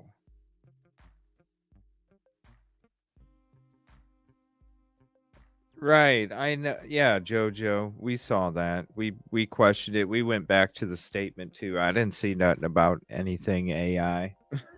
So that's what caught me off guard too. When I first heard it, I was like, wait a minute, what? And we didn't see it. Yeah, trust me. But thank you. I'm going to split your answer. I'm going to bifurcate it and go back to Scott Johnson. Boy, do we need to shrink. Hold on. So all this business you were saying about stalkers are controlling and possessive and they won't let the woman go. H-E-double-L. If he had a girlfriend, why did he care if she got a divorce? Explain that to me.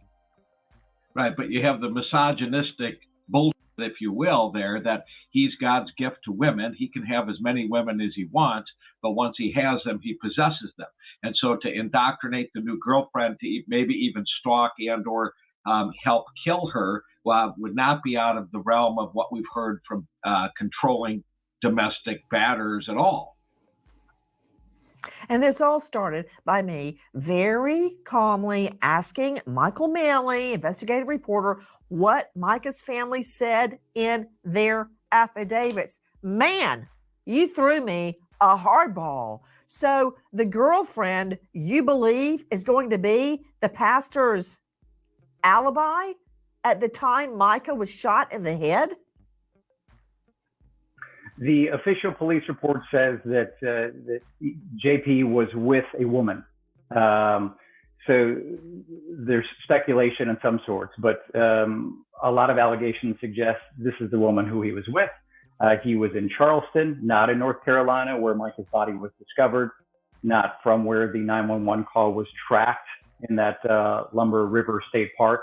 So this is the suggestion is that no, he's with a woman, and police corroborate that he was romantically involved with a woman at this time. So that's where he was. And another note, Nancy, that did come up that may or may not be interesting is when asked before the press briefing where they were, the Robeson County Sheriff's detective offered to meet separately JP. Apparently through his attorney, he refused to meet them, said he would take any information delivered to him here in Horry County, Myrtle Beach area. So, wait, Michael, the preacher refused to meet who? Robeson County Sheriff's deputies, through his attorney, through notes that I'm reading, he said, I don't wish to meet you in Robeson County. I'll be here in Horry County if you want to deliver information to me. That's kind of the gist of what we're getting. Wow. Joining us, an all-star panel, a war of words exploding between Micah's loved ones and the suggestion that Micah committed suicide. They better have some really strong evidence that this was suicide. Back to you, Michael Manley, and I'm about to bring in Irv Brandt, very respected former U.S. Marshal Service agent, International Investigations Branch, and author of Jack Solo on Amazon. Michael, let me understand the alibi of the preacher, who is not a suspect and has not been named a person of interest. The sheriff's office Facebook post says, quote, Miller and a female he's allegedly romantically involved with. That's one way of putting it, romantically involved. Investigators confirmed both individuals not in North Carolina the night before and day of Micah's death. Through interviews, J.P. Miller was at an athletic event in Charleston on the day of Micah's death. Let me just knock a few things down very quickly. What time of the day do we believe Micah was killed, Michael Manley? It was the afternoon on Saturday, April 27th. The call came in around 2:45 in the afternoon. Around 2:45 p.m., based on the 911 calls. Do you know what athletic event the husband was supposed to be at? We don't right now, nor did authorities release any information, just that he was there with the woman he was allegedly involved with, using Robeson County detectives' words. And that video, that picture that you just saw, the truck coming back, that was apparently in the afternoon, coming back to Horry County, I believe on Sunday, if I'm not mistaken. So that's kind of the timeline that the authorities have released and put out, and the whereabouts and locations of. Whoa. That truck is tinted black. How do I know who's in it? And also, how do I know he was at an athletic event? And was he there the whole time? And how far away is that event from where Micah was killed? Quite a bit. Fair questions, all those. Charleston, South Carolina, about an hour and a half south of us in Myrtle Beach. Robinson County, Robinson County, about an hour north. So I'd say about 3 hours to play it safe. Quite a 2.5 to 3 hours from where Micah's body was discovered to the athletic event where, the pastor allegedly was. Yeah. Guys, we're trying to determine the truth of what happened to this gorgeous young mom. Back to you, Michael Miller. What more did you learn from the family's affidavits? Yeah. So, and this really just kind of came out, like I said, on the onset of our discussion, and this is compelling no matter how you look at it. So the family, the siblings, Micah's siblings, she had a few, I believe up to 4 or 5, at least 2 of them filed an affidavit. This is for the actual. Oh, okay. And we read those the other night, a couple nights ago. We went into what they were saying. Wow. And nobody gets 100%. So you can imagine after reading that stuff. Efforts to get ownership, I guess, of her estate. You touched on it, I believe, briefly, but March 11th, there were 2 police reports filed about a tire that exploded, a metal device that may have erupted the tire, a GPS device. That's when she allegedly was going to file that restraining order. That was around March 11th. Well, in this affidavit, one of the family members says they got an email from Micah where she talked about her husband apologizing for the tires and causing damage to her vehicle. And then he went on in this email, and again, this is Micah's sibling saying, I got an email from my sister. My sister says this. Right. Said Mr. Miller's email to my sister continued to state that he was angry that Micah confided in her family over him. And he said, in his words, the affidavit said that when someone hurts me, I try to hurt them back rather than forgive. And instead of me forgiving you, I just attack and try to cause pain. This was in the affidavit. So, look, the family has certainly plenty to grieve over, but they're bringing up more information about just the tumult of this relationship beforehand and what would appear, again, through Micah's email, him taking ownership of some of these assaults, so to speak.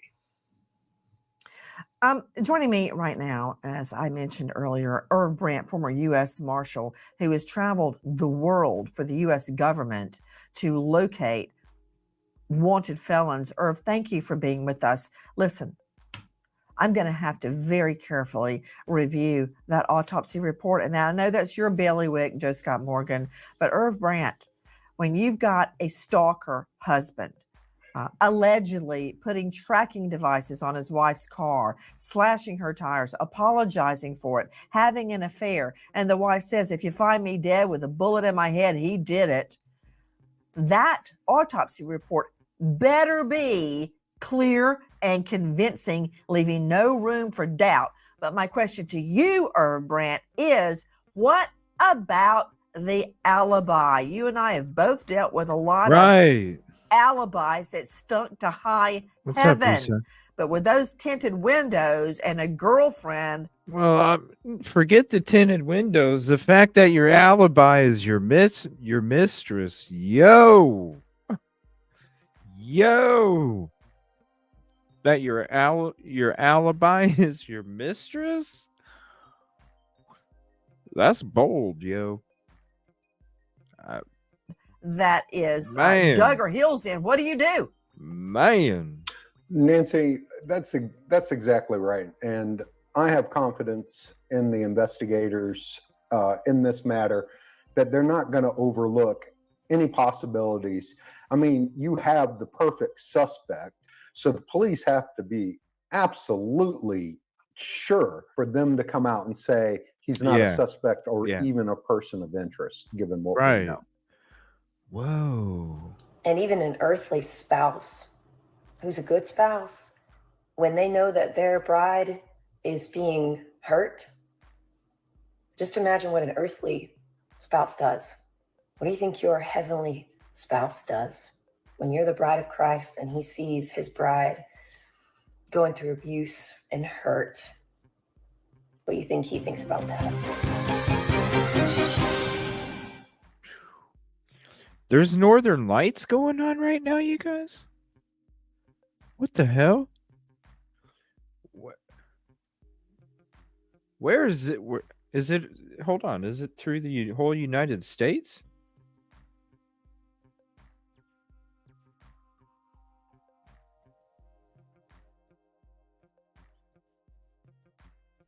So if I go outside right now, I'll see this? For real? Hold on. Is this going to be happening all night? Because I'll go out and get some damn GoPro footage. Is this, hold on. Is this, okay. Is this happening tonight? I'll take you guys out and we'll go get some footage. The East Coast.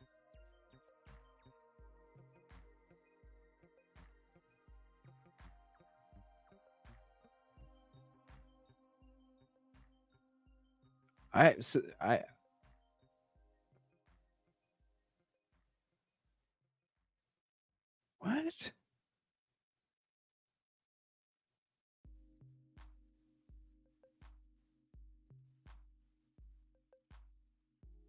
Hold on. I'm gonna hit play, and I'm gonna go look outside while. What? I didn't know. Waiting on. Okay, hold on. Wait. We got 20 minutes left of this episode. Do I need to listen to this episode while I get stuff ready to go on, you know, like get in my damn car and go get some footage and bring you guys with me? Hold on a minute, you guys. I'm gonna hit play and I'm gonna listen to this while I go out there.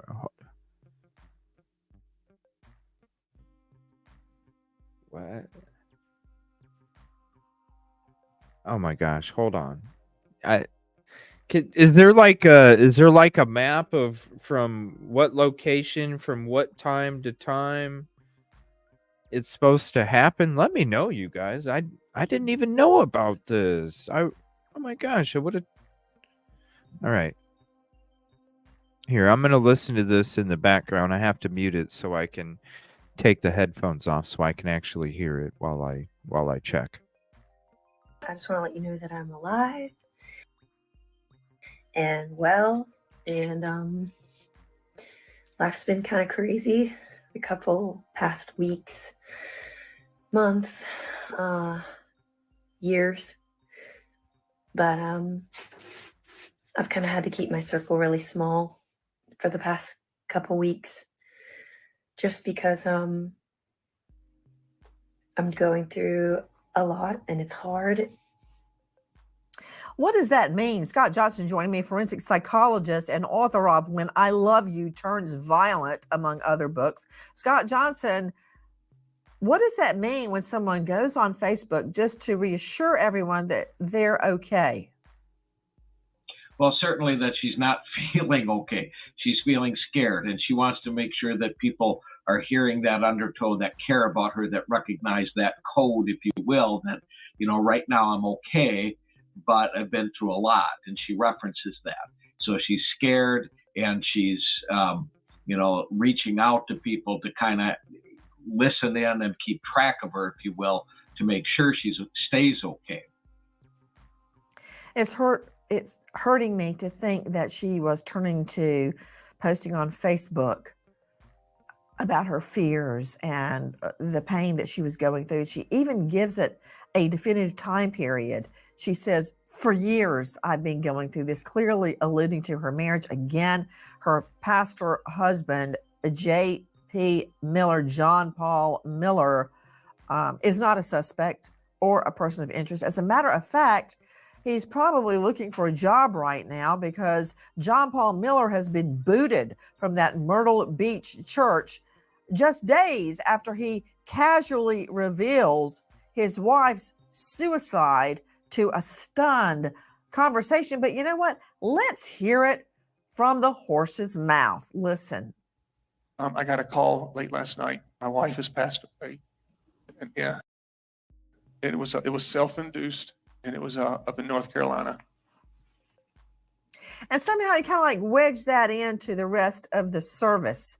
To Brian Foley joining me, a veteran trial lawyer and author of What Prosecutors Don't Tell You. Brian, I know a good defense attorney like yourself will argue, well, that means nothing. You know, there's no, how many times have I heard it? There's no playbook for grief. But it matters to me. And I guarantee you, it would matter to any woman on a jury that he's talking about this and that and that and this and, oh yeah, my wife's dead. She did it. And then he instructed everybody to leave in silence and don't ask him any questions. Hey, I mean, that's a great argument for he's a little bit weird or a jerk, if you want to say. Cheating on her is obviously not a great thing, but he's not guilty of murdering her. There's concrete proof of that. The police have her on video at 12:12 p.m. buying a 9mm Sig Sauer, which is going to match up to the bullet that they have with her. They found bullets in the car. They found, even on her phone, they have her looking up where the nearest national forest is. That's where they found her. The reason she called 911, she says in her own voice that she is intending on killing herself. So, you know, there's can be a lot of speculation, but the police and the law requires proof beyond a reasonable doubt. And I think you could probably prove beyond a reasonable doubt that she did kill herself. Not just that. You'd have to prove it the other way beyond a reasonable doubt that he did the killing. And him not being very articulate in front of a crowd after he finds out his wife has committed suicide, that's not proof. Got a question for you. Does the name Conrad Roy ring a bell? Or Michelle Carter, his former girlfriend? Conrad Roy, an extremely sensitive young man, commits suicide at the behest, the urging, the aiding, the abetting of his girlfriend, Michelle Carter. And she got convicted and did a little bit of hard time. You familiar with that case and others like it? And you could, the argument there being that he forced her Is into that a these yes? actions. You are familiar with it? We're a little familiar with that, but it's not really the same here because his license plate reader is 3 hours away at the same time. You know, there's no evidence of a struggle or anything like that. And on the 911 call, had he been like in the background, you know, forcing her hand or something like that, we wouldn't expect her reasoning to be for her family to find her or something like that. We'd expect her to be crying a little more, to be more upset, maybe even blurt something out like he's here or something like that. Hold on. Did I hear Brian Foley, the veteran trial lawyer, say his license plate reader places his truck elsewhere? Did I hear you say anything about an alibi other than his girlfriend? Is he spotted on video? Is his cell phone there at that sporting event? Do I have any other eyewitness placing him 3 hours away other than the girlfriend? And by the way, weren't these two still legally married? They weren't divorced yet, were they? Brian Foley? Yeah, and you know, if we want to convict him of being a jerk, that's fine, but that's not a crime. And Yes, this what? has got to be proof Yes, beyond what? a reasonable doubt. You said, yeah. Yeah, what? He's not placed 3 hours away. His vehicle is. But importantly, he's not placed when she's there buying the gun that did the murder the suicide Agreed. at 12:12 p.m. She is on video. She's not with him. He's not captured in the parking lot. Look at that. I mean, look, you can see on her face, she's almost smiling at it. This is something that she's obviously had some mental health issues. She's going through a lot, and this is her taking control back of her life. And you can actually, in suicides like that, there is this period sometimes beforehand when the victim of the suicide knows that they're going to do this, where they get a little bit happier. They feel like they're in control of things. You can see that in the smile on her face in that video. That's not the face of Hey, somebody Brian who's being Foley, manipulated. guess what? Michelle Carter wasn't present, when Conrad Roy killed himself either. She was on the phone saying, go ahead, kill yourself.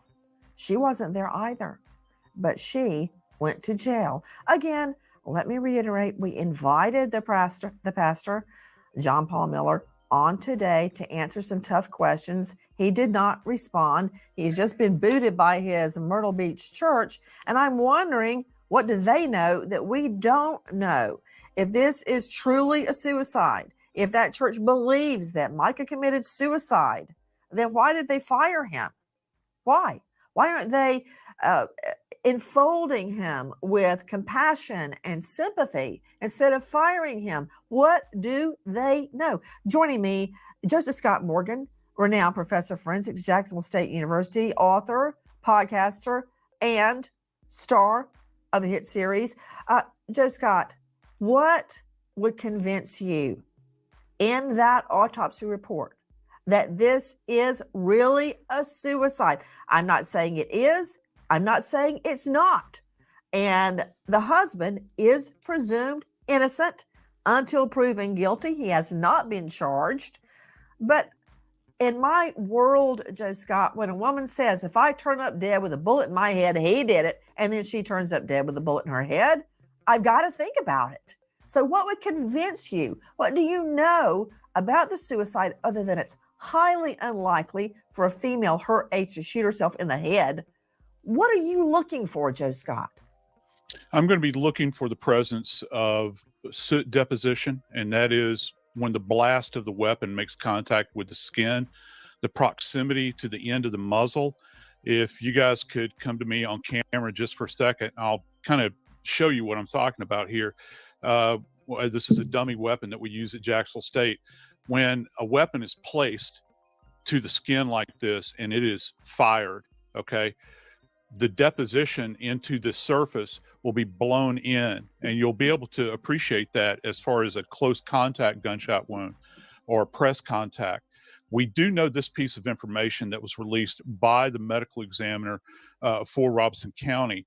He had stated in his release that, contrary to what had been floating around out there, that this was not a gunshot wound to the back of the head. We generally associate those with an execution style gunshot wound.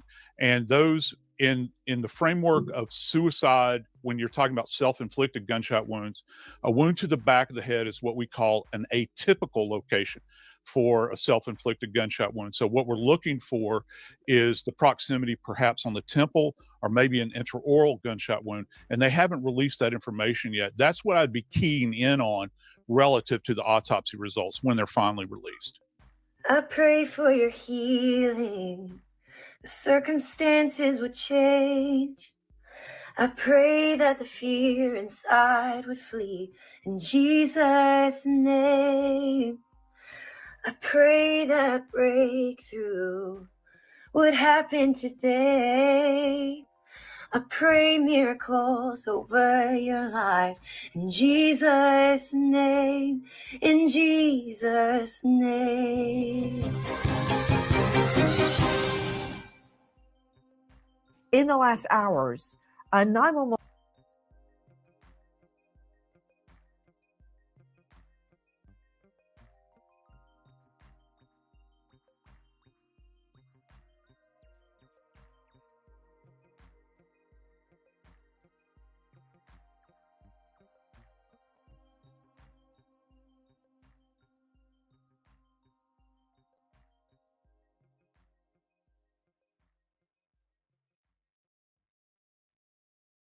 All right. Sorry, you guys. It was ever since I put it on mute and the camera off, I've been having issues with the camera since this morning.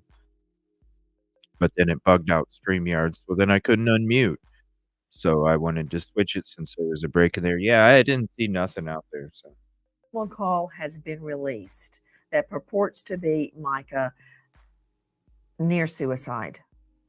Her family and loved ones want proof, and I don't blame them. And let me remind everyone, they don't believe the it. husband/pastor has not been named as a suspect.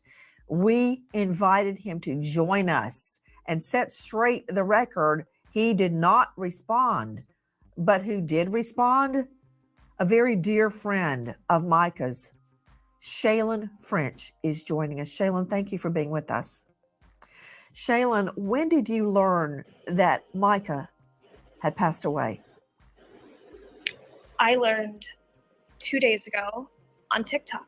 It went viral, and I was laying in bed, and I found the video. And to those who are in her life group in Kansas, where she tried to come back to separate from her husband in early 2023, I shared it with them, and we all found out right then and there.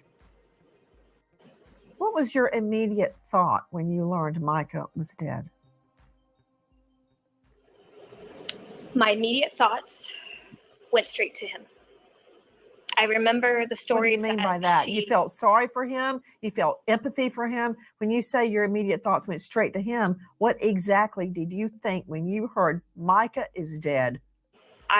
After the stories that she had shared Right. with everyone about her abuse, and we all got very watered down versions of obviously everything that was happening, because Right. when you just meet somebody, you're not going to tell them everything. Right. But we got all text messages when she was leaving that didn't make any sense. What's up, When she was 2%? planning on staying in Kansas, and she was planning on thriving, she was planning on making trips, healing, and all of a sudden we heard nothing. It was a, hey, good news, I've been reconciled. My husband's allowing me to come back home. Praise God. It didn't sound like her. Okay, whoa. My husband's What? allowing me to come back home. He allowed her to come back home. I've been reconciled. Praise God. What? Okay. Okay, I need to hear that again. What now? Say this again one more time. It went viral, and I was laying in bed, and I found the video. And to those who are in her life group in Kansas, where she tried to come back to separate from her husband in early 2023, I shared it with them, and we all found out right then and there. What was your immediate thought when you learned Micah was dead?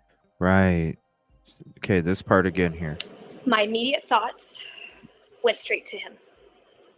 I remember the stories. What do you mean by that? You felt sorry for him? You felt empathy for him? When you say your immediate thoughts went straight to him, what exactly did you think when you heard Micah is dead?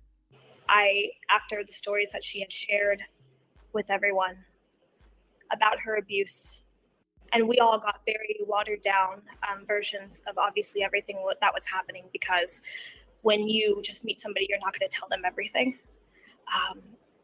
But we got all text messages when she was leaving that didn't make any sense.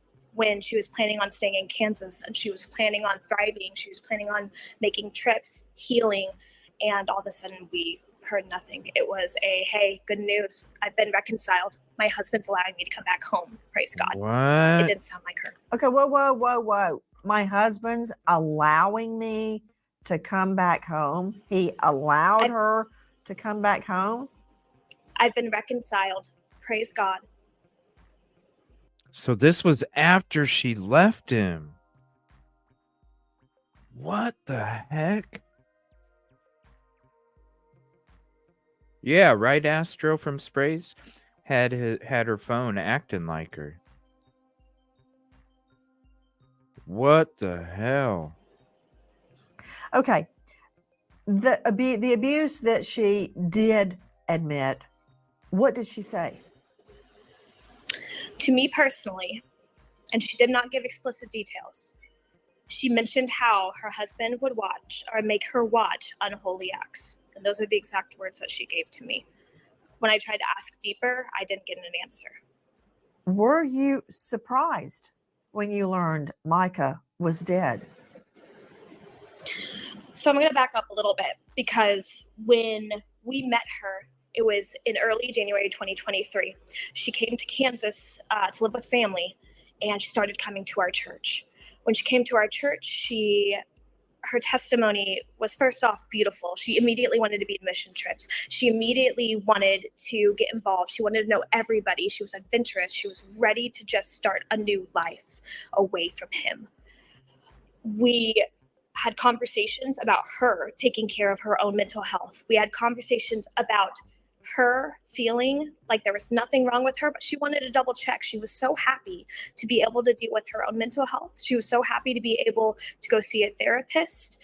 We were making plans. And then in March 23rd, 2023, we all got a text message that said, praise God, I've been reconciled.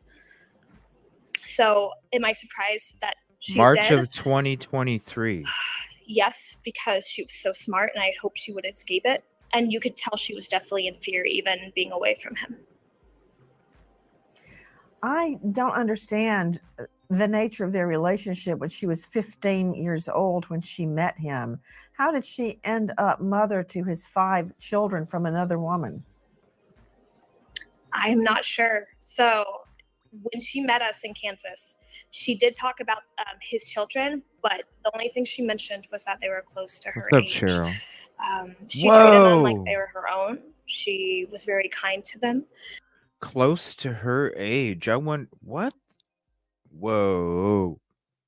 This is what the hell? What the hell? She talked about missing them even.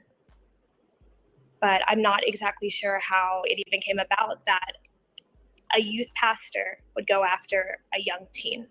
She never explained that. But you could definitely tell when she gave us that information that she had gone through church abuse. Wow.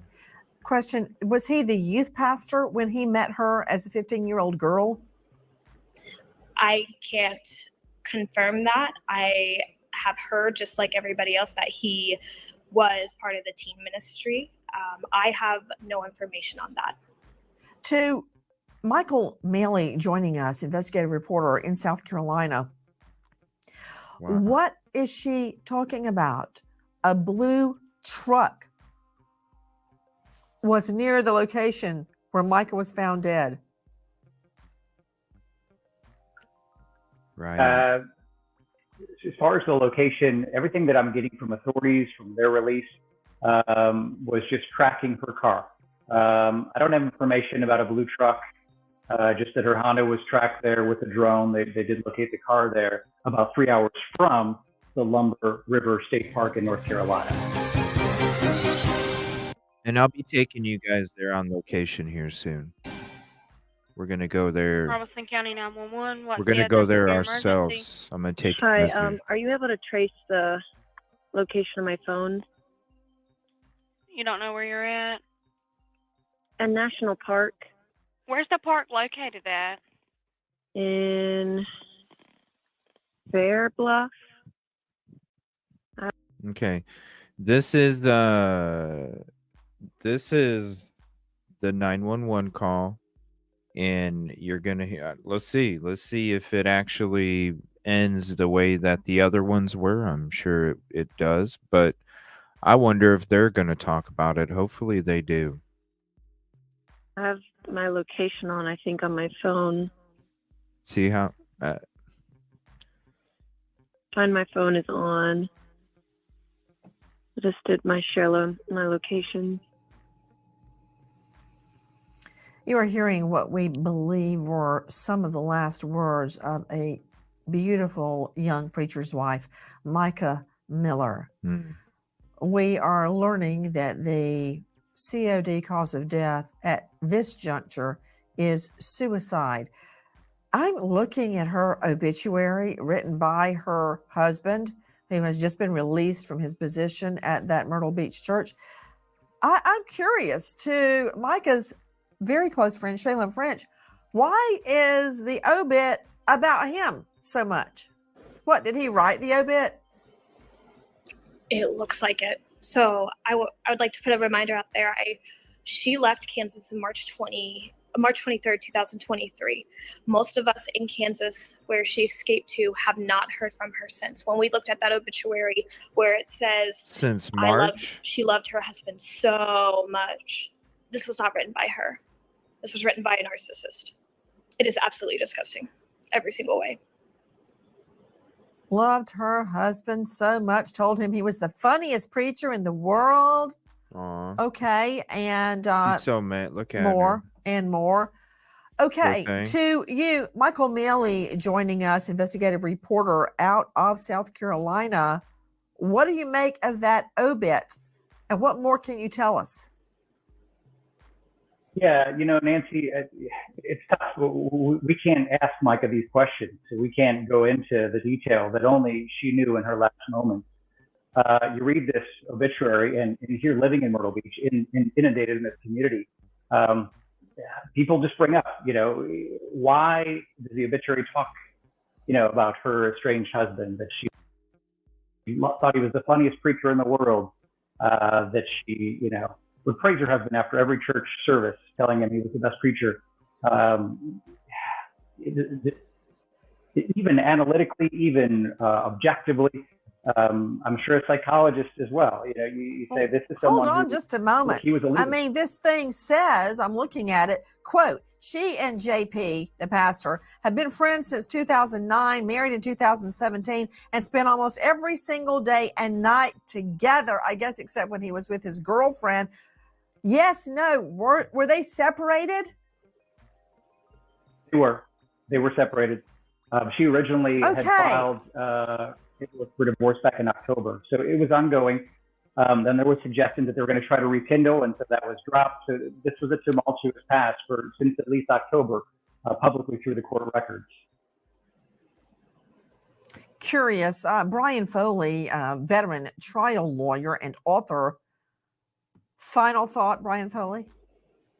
I mean, if I was a prosecutor and I had evidence that his license plate reader was near the crime scene and he was on video purchasing the gun himself, and there was a 911 call where the victim said he was the one who was going to do it, you'd have a knockdown case. I don't know why it doesn't work the other way.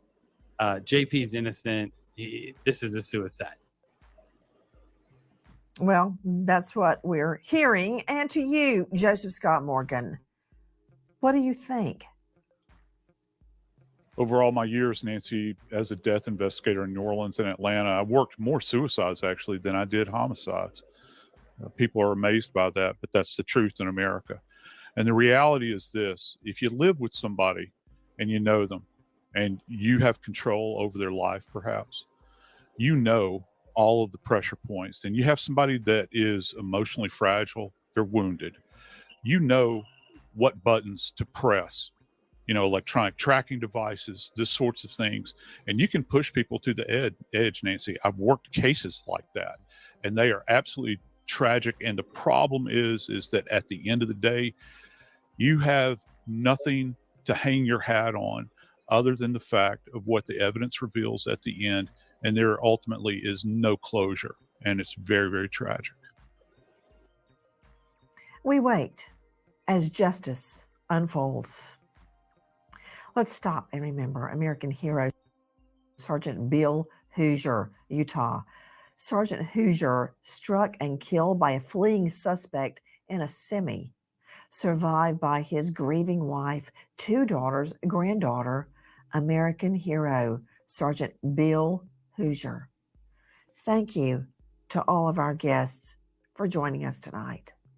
Thank you for our MSM guests tuning in. Thank you to our guests being with us during this moment of confusion and heartbreak. For Micah Miller. Nancy Grace signing off. I'll see you tomorrow night, 6 and 9 o'clock sharp Eastern. And until then, good night, friend. Damn. You could tell she started to tear up there right at the end, too. So this is, I assume, from Mr.'s attorney. May 9th, 2024. This is yesterday for immediate release. Clarification regarding the passing of Micah Miller, Myrtle Beach, South Carolina. The law offices of Russell B. Long, on behalf of our client, Pastor John Paul Miller, issues this press release to clarify the circumstances surrounding the tragic passing of Micah Miller. Following the untimely death of Micah Miller, unfounded rumors and false accusations began circulating on social media and in various media outlets suggesting Pastor Miller's involvement in her demise. This created a buzz, causing local and national media outlets to begin proliferating these falsehoods on a mammoth proportion. Our client refutes any report that suggests he ever abused his wife. Recent reports claim that Pastor Miller groomed his wife from the ages of 10 years old couldn't be farther from the truth.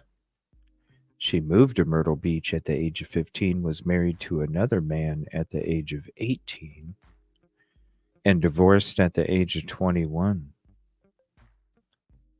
It has come to light that Micah Miller struggled with mental illness, specifically bipolar disorder, which, when not properly managed, led to paranoid episodes and self-destructive behavior. Again, Micah suffered from mental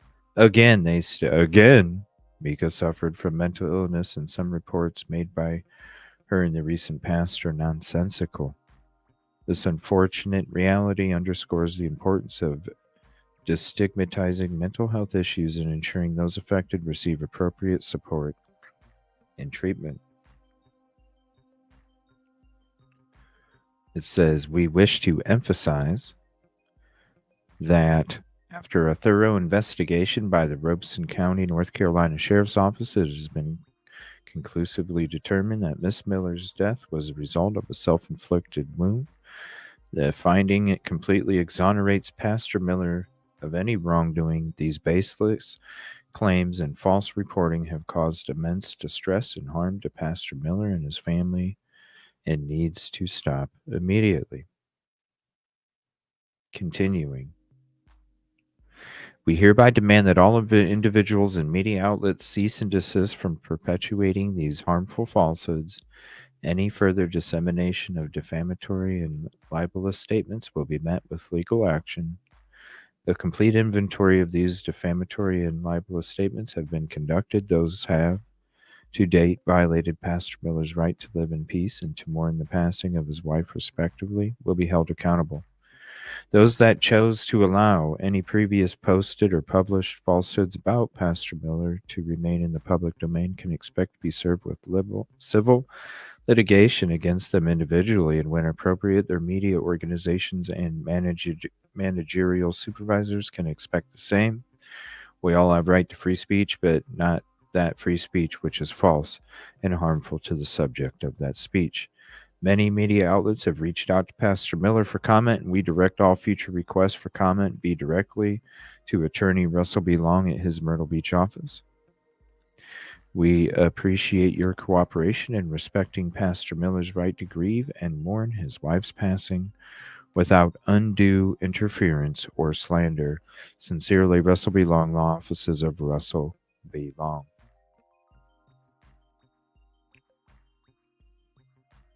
All right, now this is, we're going to share, this is drone footage. So I don't know if the link will fit in the YouTube chat. Sometimes these don't. And prayers to all y'all. I know it's been one of those episodes where we're talking a little, about a lot of shocking stuff. Unfortunately, it didn't fit. And I can't shorten it up. So I apologize. It does get caught up. But I'm going to show you guys. This is the drone footage from a local news station. We'll check that out here real quick.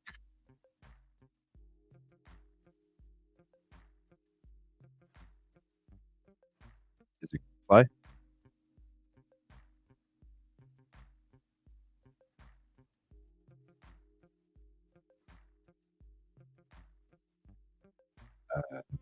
Hold on, let me just might have a commercial.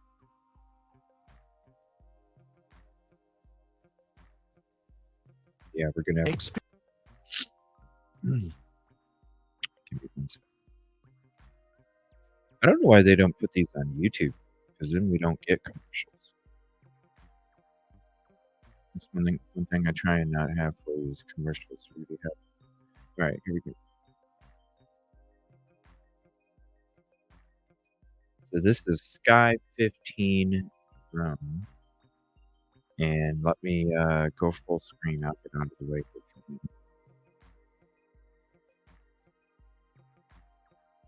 And let's throw this up.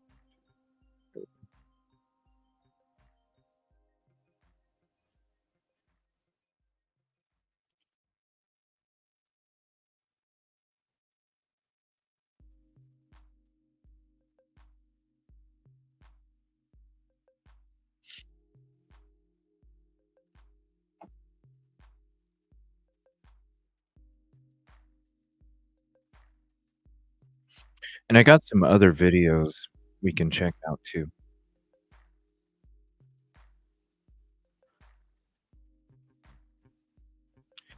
And we'll be having a show tomorrow night. We got plenty more to get into, trust me. I mean, there's still another 2 shows of stuff to get into.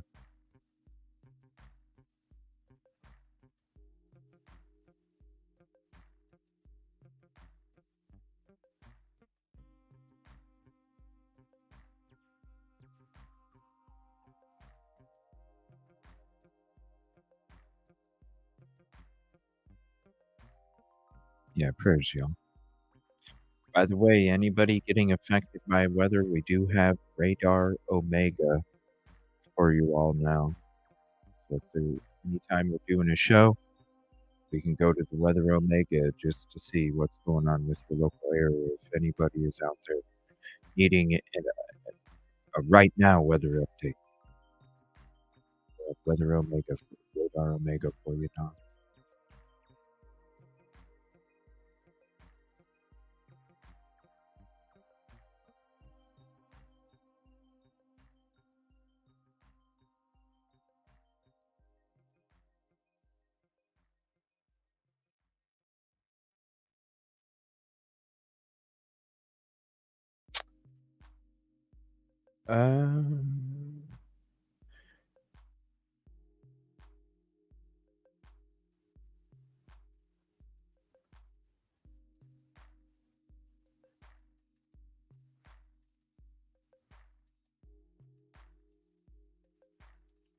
It's really nice drone footage.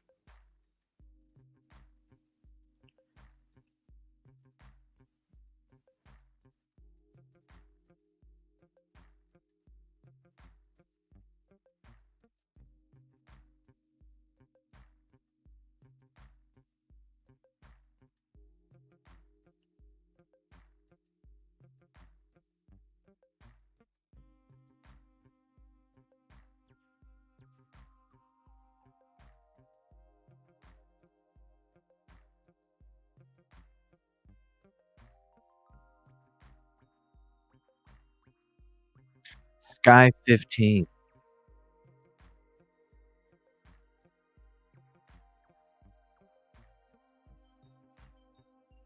All right, now go ahead and pause it right there.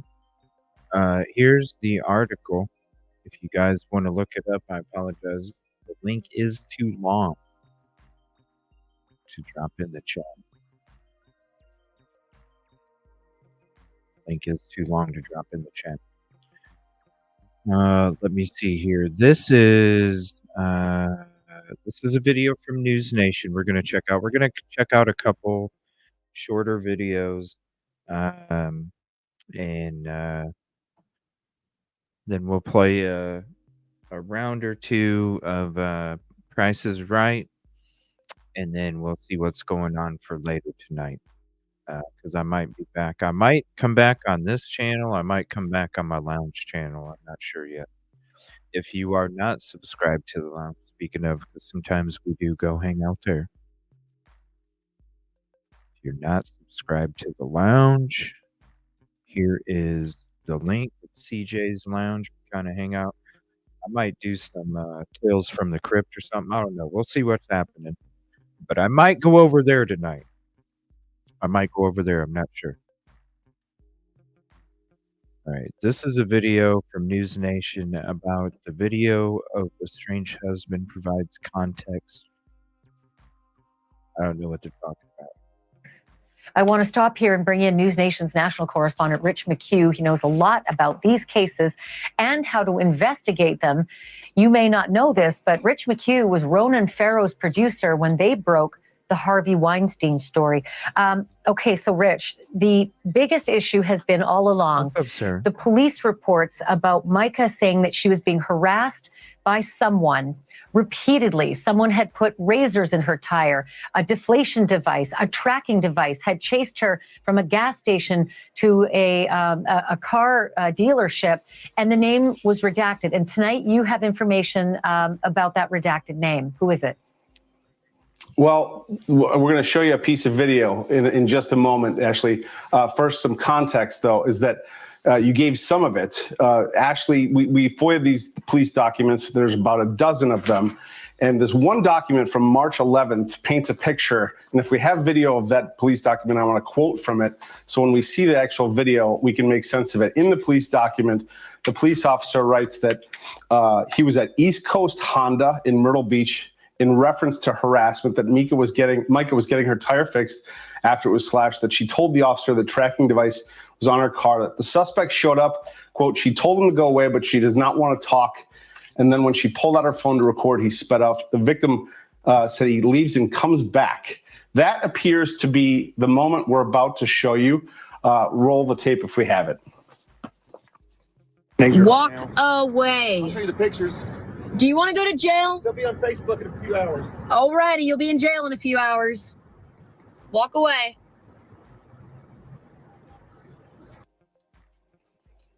Now, that moment it's a window into everything that we've kind of been guessing between these two, the struggles that they've been having for the previous 2 years, it sounds like. But in the weeks leading up to her death, there were multiple police reports. And this was one of those contentious days where police were called twice. And this video kind of shows the nature of the relationship in that very moment. Now, it's worth saying, he has not been charged with anything. Yeah, and there's an officer standing right there, because you can see right there in the side mirror that there's an officer standing there. It's worth saying, he has not been charged with anything. Police have ruled this a suicide. So this is just context for an extremely troubled relationship, Ashley. Thank you. Walk away. I'll show you the pictures. Do you want to go to jail? They'll be on Facebook in a few hours. Alrighty, you'll be in jail in a few hours. Walk away. Wow.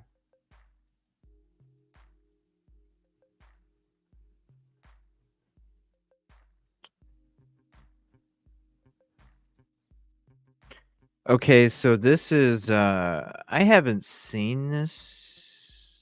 I haven't seen this channel before.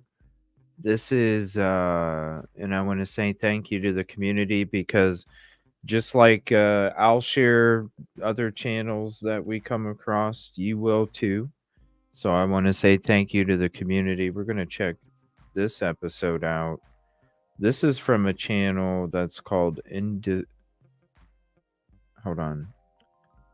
Indisputable with Dr. Rashad Ritchie. And this is a video, friends reveal chilling chat with pastor's wife before the tragic passing. 1 second. Let's check this out real quick. So friends are now revealing some chilling details of a pastor's wife who committed suicide, according to the allegation. Now, that dynamic is not 100% certain according to the family, all right? With millions watching and many people benefiting from this program called Indisputable, we just need 1% of the viewers to become a paid member so we can continue to bring this content to you. Now back to the show. Now I'm going to go to the pastor and this strange sermonette after his sermon, and then I will give you the update. Here it is. We're not going to do an altar call today. Instead, I'm going to have you stand up, and I'm going to make an announcement. And after the announcement, I'm going to ask that you leave church quietly and don't talk about the announcement here in the building, please, if you can, so y'all can stand to your feet. Before I make the announcement, I also want to say that my request to you is that you will continue to come to church and serve and give for the next, little bit. 'Cause I don't want to have. I'm taking a little bit of a break, and I don't want to have to worry about the church. My break may be a few days, a few weeks. I don't know. I got a call late last night. My wife has passed away, and it was self-induced, and it was up in North Carolina, and we're gonna have a funeral for her next Sunday here at 3 p.m. And so it's all I can. Yeah, I'm just kind of going on adrenaline right now. So y'all pray for me and my kids and everybody. And she wasn't. Y'all knew that she wasn't well mentally, and that she needed her medicine that was hard to get to her. And so I'm sure there'll be more details to come. But just keep our family in your prayers. And Yeah, you're right about that, preacher. There are more details to come. Put up the picture full mass. Now, I'm saying this just personally. There's no adrenaline in the world that would allow me to preach at a church. Right. The morning after my wife dies. Oh. I don't give a damn how much I love the church. Y'all gonna have to call an assistant pastor, somebody. Oh. So he gives this strange sermonette after the sermon. Right, you guys, and then to be able to hold, and then wait until the end and just, here's a microphone. Here, you talk. And don't talk about it. What the heck? The directions are seemingly awkward as well. And the family, well, they're concerned that it's not what it seems. So Micah Miller was found deceased in North Carolina last month. The medical examiner investigating the death of the pastor's wife believes it was, in fact, a self-inflicted gunshot wound. Her friends tell a story that may prove otherwise. So they recount a conversation they had with her days before her death. And when I say days, I mean like 2 days. All right, it's days. Oh, wow. Mica was found dead in North Carolina State Park with a bullet wound, and her estranged husband, John Paul Miller, claims that she unalived herself. The unidentified friends, a husband and a wife couple, told People that they support the idea that something doesn't add up. The couple says her marriage to John Paul was not healthy, echoing what officials said this week, that the couple was estranged and actually separated. Right. John Paul was reportedly the pastor of a church in Myrtle Beach. Video shows him telling his congregation about Mica's death a day later, noting that it was self-induced. Quote, "I'm just kind of going on adrenaline right now, so y'all pray for me and my kids and everybody." He said, then going on to claim his wife had mental health issues. But the friends who spoke with people, painted a very different picture. Quote, "She went back to him because of the church," the wife says. "She called John Paul, quote, the worst narcissist, and accused him of having a, quote, very twisted mind," end quote. Quote, "She was scared," the husband said. Quote, "You could tell she was just scared about everything. She looked us in the eye and said, 'I'm scared. I want to live.'" Right. Now, those words are driving him crazy, it said. Right. You have to understand the context. If you have a friend that says to you, "I'm scared. I want to live, but I'm afraid of this man. I'm afraid. I'm scared." 2 days later, that person is deceased. Okay. Something. The person that she's afraid of is a televangelist who still goes on TV and preaches the next day. Obviously, those words are going to hunt you. All right. They're going to stay inside of your soul. So Mica's family claims in court that she was also abused by Miller. Mica's family claimed in court docs that she was abused by the pastor. and that she had also warned close ones that if a bullet was found in her head, it was the doing of him. This is pretty specific stuff. Right. A Myrtle Beach police report obtained by News 13 also accuses Miller of, quote, grooming Mica for years. There's more. She made the claim in a February 21st complaint surrounding a vehicle her husband had allegedly stolen from her. Mica died 2 days after serving Miller divorce papers. When I tell you this is a mountain of what we call circumstantial evidence. Right. And yes, people can get indicted on circumstantial evidence, and hell, some people have been convicted on it. But typically when a person has resources and crafty attorneys, circumstantial evidence may not be enough to land a conviction in a court. And so a DA, unfortunately, instead of calculating justice, will always calculate win-loss scenarios. Right. Which isn't something they're supposed to do. Right. But by culture, they do. For their client. And I'm not saying he did it. It damn sure looks strange, and I absolutely would have questions if I were a friend of Mica as well, just like the current friends do. But they are very clear that what she was experiencing was attributed to his behavior. Now that's on record after record after record, including official police documents. All right, this is a hell of a story, a lot of twists and turns still developing. Thoughts here? Yeah, this is just the beginning of this case. I mean, and I think that, yes, the evidence is circumstantial, but there is a lot of evidence for the prosecution to show that she feared for her life, right? I mean, there is much more digging to do here. Look, I'm someone who doesn't love organized religion. And I know, obviously, not all pastors, but being a pastor and a leader of a church gives you an immense amount of power. And we've seen the way that gets abused. Obviously, look no further than the Catholic Church. And especially when you are seen as a voice of God or the way that people connect to God, you can use that however you want. I mean, if there's reports of him grooming his then future wife and then being abusive, I mean, just et cetera, et cetera, et cetera. But for me, the thing that is chilling is that he does go, as you mentioned, in front of his congregation. And the reason for that is to shore up support, is to basically get people to rally around him preemptively. At least that's what it looks like to me, which makes me suspicious. It's less suspicious to take a day, to take a week, to take some time. Your wife just killed herself, ostensibly, right? I mean, your freaking alibi is your mistress. What the fuck? Like, your alibi is your freaking mistress. Like, all this other stuff, that's not in the middle of the table.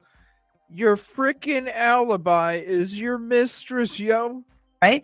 But no, instead, he's trying to get out ahead of it a little bit. At least that's what it looks like. But again, I'm not saying he did it, but it looks pretty fishy and it's very scary. And these are the kinds of, again, the fact that they're a pastor and the fact that there's like documentation of her being scared shows that this is a pretty good case. But in terms of domestic violence, femicide, as it's often called, between intimate partners and spouses, man, wives are murdered so often and none of it actually gets solved or resolved. And so I'm glad that there's a little bit of light on this case. 100%. Man. All right, now your freaking your mistress is your alibi, yo. All right, we're gonna switch. What's up, America First 186? We're gonna switch to this. This is Fitz News with the video of the pastor acting a fool.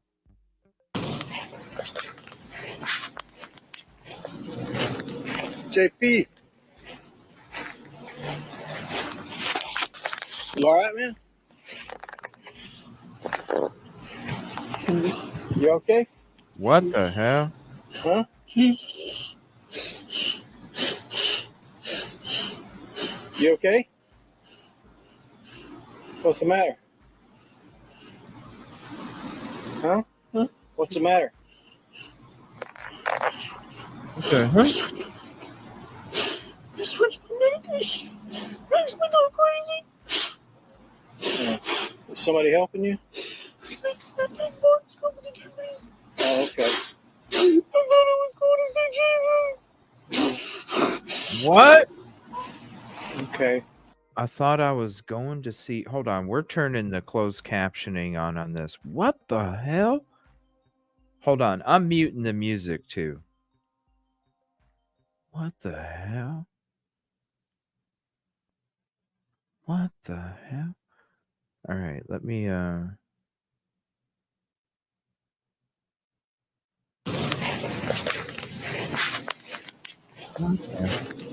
JP. You all right, man? applause. You okay? Huh? You okay? And he called him JP, so they obviously know, hello. Hey, JP, not Mr. Miller. Hey, JP. Like you have a connection already. He's shaking his head yes when the Ellie's asking him if he's okay. Why is the Ellie calling him JP? And that's weird. Is that your buddy?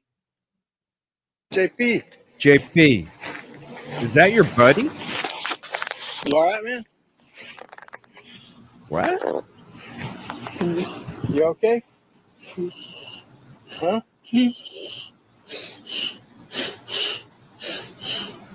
You okay? What's the matter? Huh? What's the matter?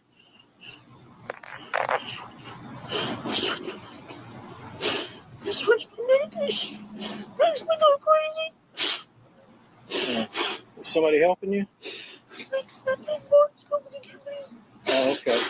I thought I was going to see Jesus. Okay. But you got Mark coming? Somebody called him, I think. Okay. I feel like he invited me. I can't So- want to see Jesus. Because the ants biting me everywhere. Is your medication something they gave you? Yes, I'm a drug. Yeah. Do some new doses or something. You want me to make sure Mark's coming? Yeah, all I do is find out when the phone's on me. On the phone. But somebody's called him, right? Yeah, the lady across the street called. Okay. All right.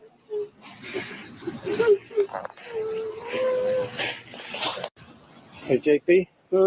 I think Mark is coming. I had him try to get in touch with him again to make sure. Is that okay? Huh? The ants fight me. There's ants all over me. He was letting there's ants on you? There's no ants on you, though. It's just, maybe that's how you feel, but there's none on you. There's none on the grass.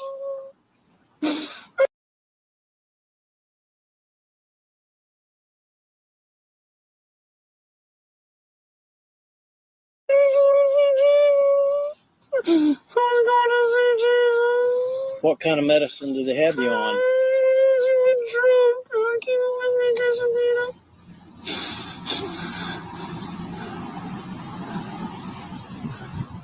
All right, well, somebody's going to come, okay?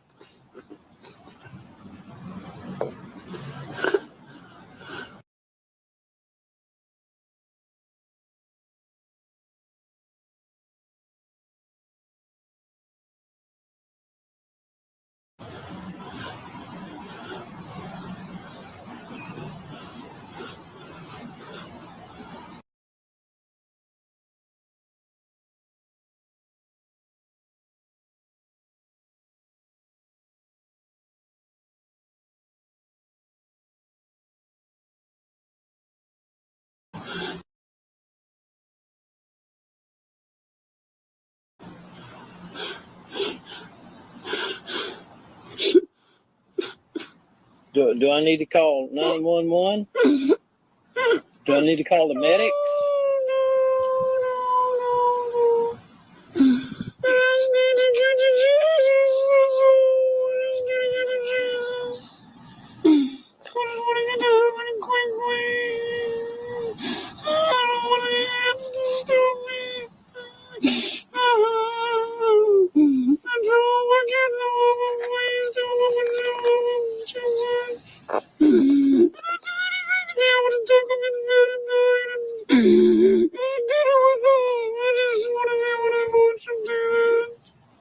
What?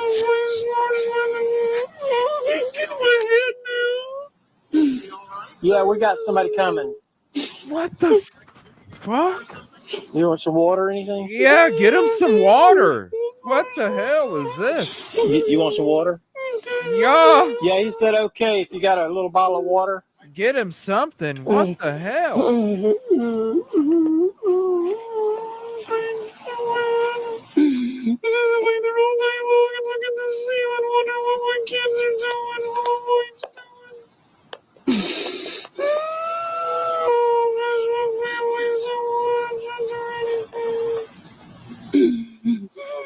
This is body cam.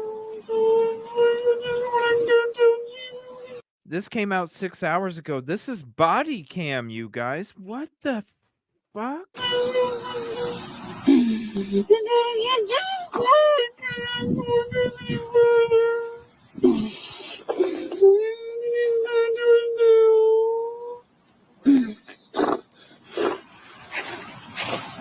don't know. I think they changed his medication or something, he said. And he said, like, ants was crawling on him and stuff. So I got some more coming. Okay. Yeah, see, he pulled over to the side of the road, got out of the vehicle. You see him laying right in front of the driver's door. He just dropped right on the ground. The doctors, if this is somebody having their medication changed, dude, what the fuck is your doctor? How does your doctor have a license, yo? If this is because somebody switched medications, why does this doctor have a fucking license where somebody would be driving down the road, stop, pull over, and lay in the frickin' grass and have this kind of episode because you changed medication? Whoa. Yeah. I'll go across the street. Back over here. Oh, okay. So, well, let me know if I can do anything. Okay, I think he's. Here's some water, JP. Yeah, Want get some him water? something. Some water, something.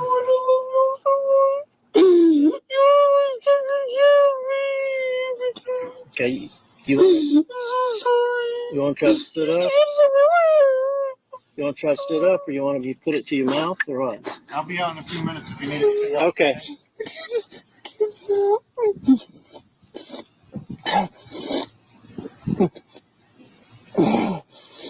It says the video, which runs 7 minutes, is undated, and it appears to have been recorded well before recent events pushed the saga onto the national stage. So it's not him losing his shit because of his wife. He's just losing his shit. Whoa. Is that enough? You want more?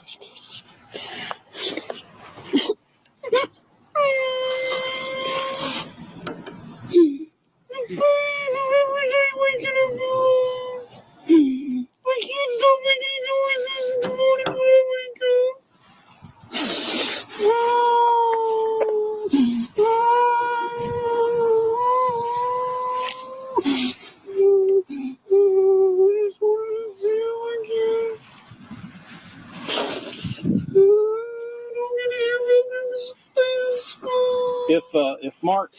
If Mark can't make it quick, you want me to get your mom over here? I don't want my mom anywhere in the church.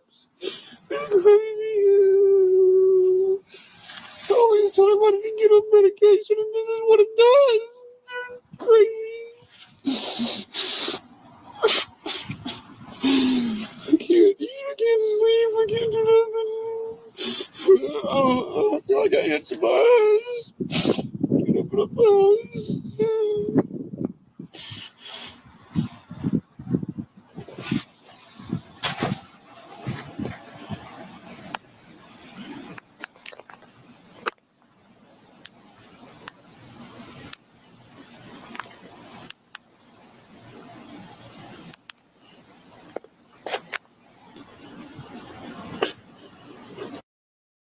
Whoa, and then he just got quiet. What the fuck?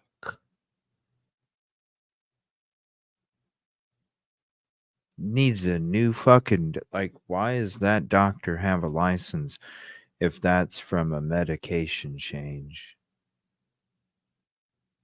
What the fuck?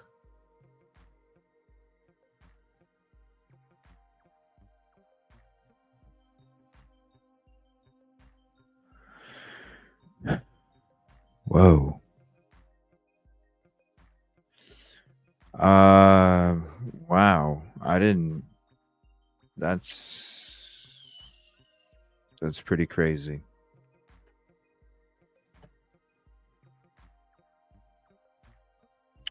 All right, I'm going to let me see here. Tomorrow's show, we're going to talk about we're going to watch an episode where somebody talks excuse me. Somebody talks about what it's like to go to that church. We're going to check out a conversation about I think it's a friend. And somebody that's looking into the case. There's going to be some different conversations regarding this. We're going to have another show tomorrow where we talk about Sebastian and we talk about Micah. So be a lot more, especially I when we check out this episode tomorrow, when it comes to someone who attended the church and what it was like to go to that church. Is Britt having a show tonight? I don't see anything. I was gonna go, but we're gonna play we're gonna do I'm not sure what we're doing tonight exactly. So just keep a heads up. Actually, what I'm gonna do, let me set this real quick. We'll go ahead and set this up for right now. And then we can always keep you updated in the chat for the notification. Let me see here 1 second. Let's see. Go ahead. We'll set it for 11:15.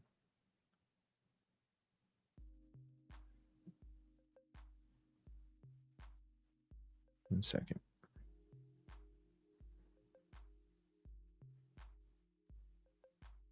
Yeah, I want to hear the conversation about somebody that attended the church. We are going to go out there on location. We are going to try and talk to some of the locals and actually some of the people that go there, because I'm kind of interested to hear. And I might be bringing a team with me going out there to find out. Because something doesn't seem right. Where in the hell? Hold on.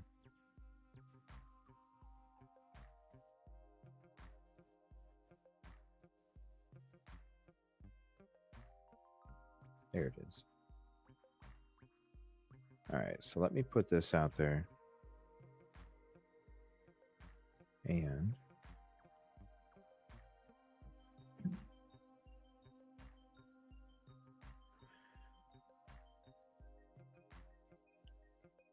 give me 1 second. I'll drop a link for you guys. And we'll just plan on this for right now.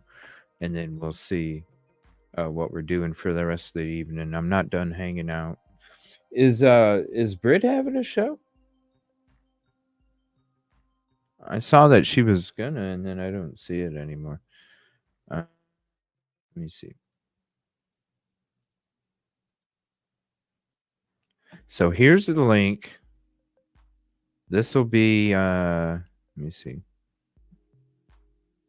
We'll be doing this.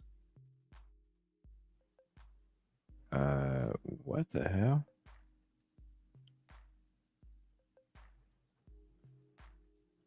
This is weird.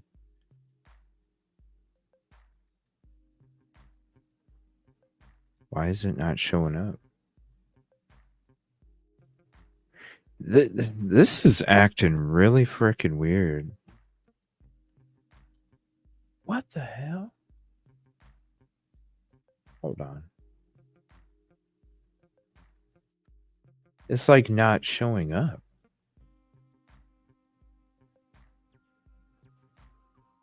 Is it gonna show up or what?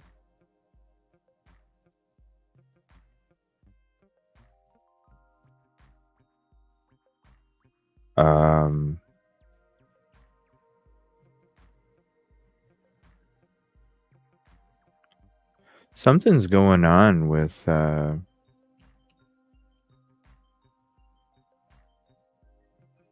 it's like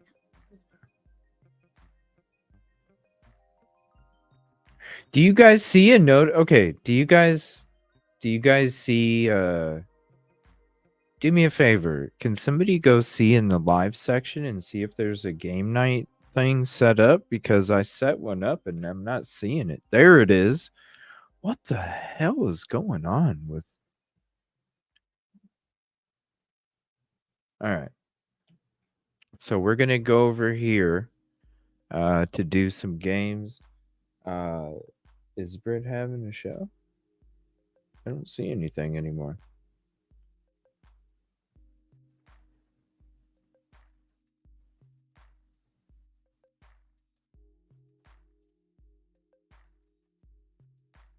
Is Brett having a show? Hold on, let me go look.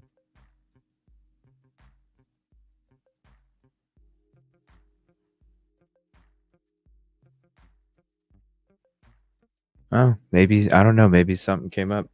Well, what we're going to do is we're going to end this episode. Again, here's the link if you want to come hang out. We're going to do some games and stuff.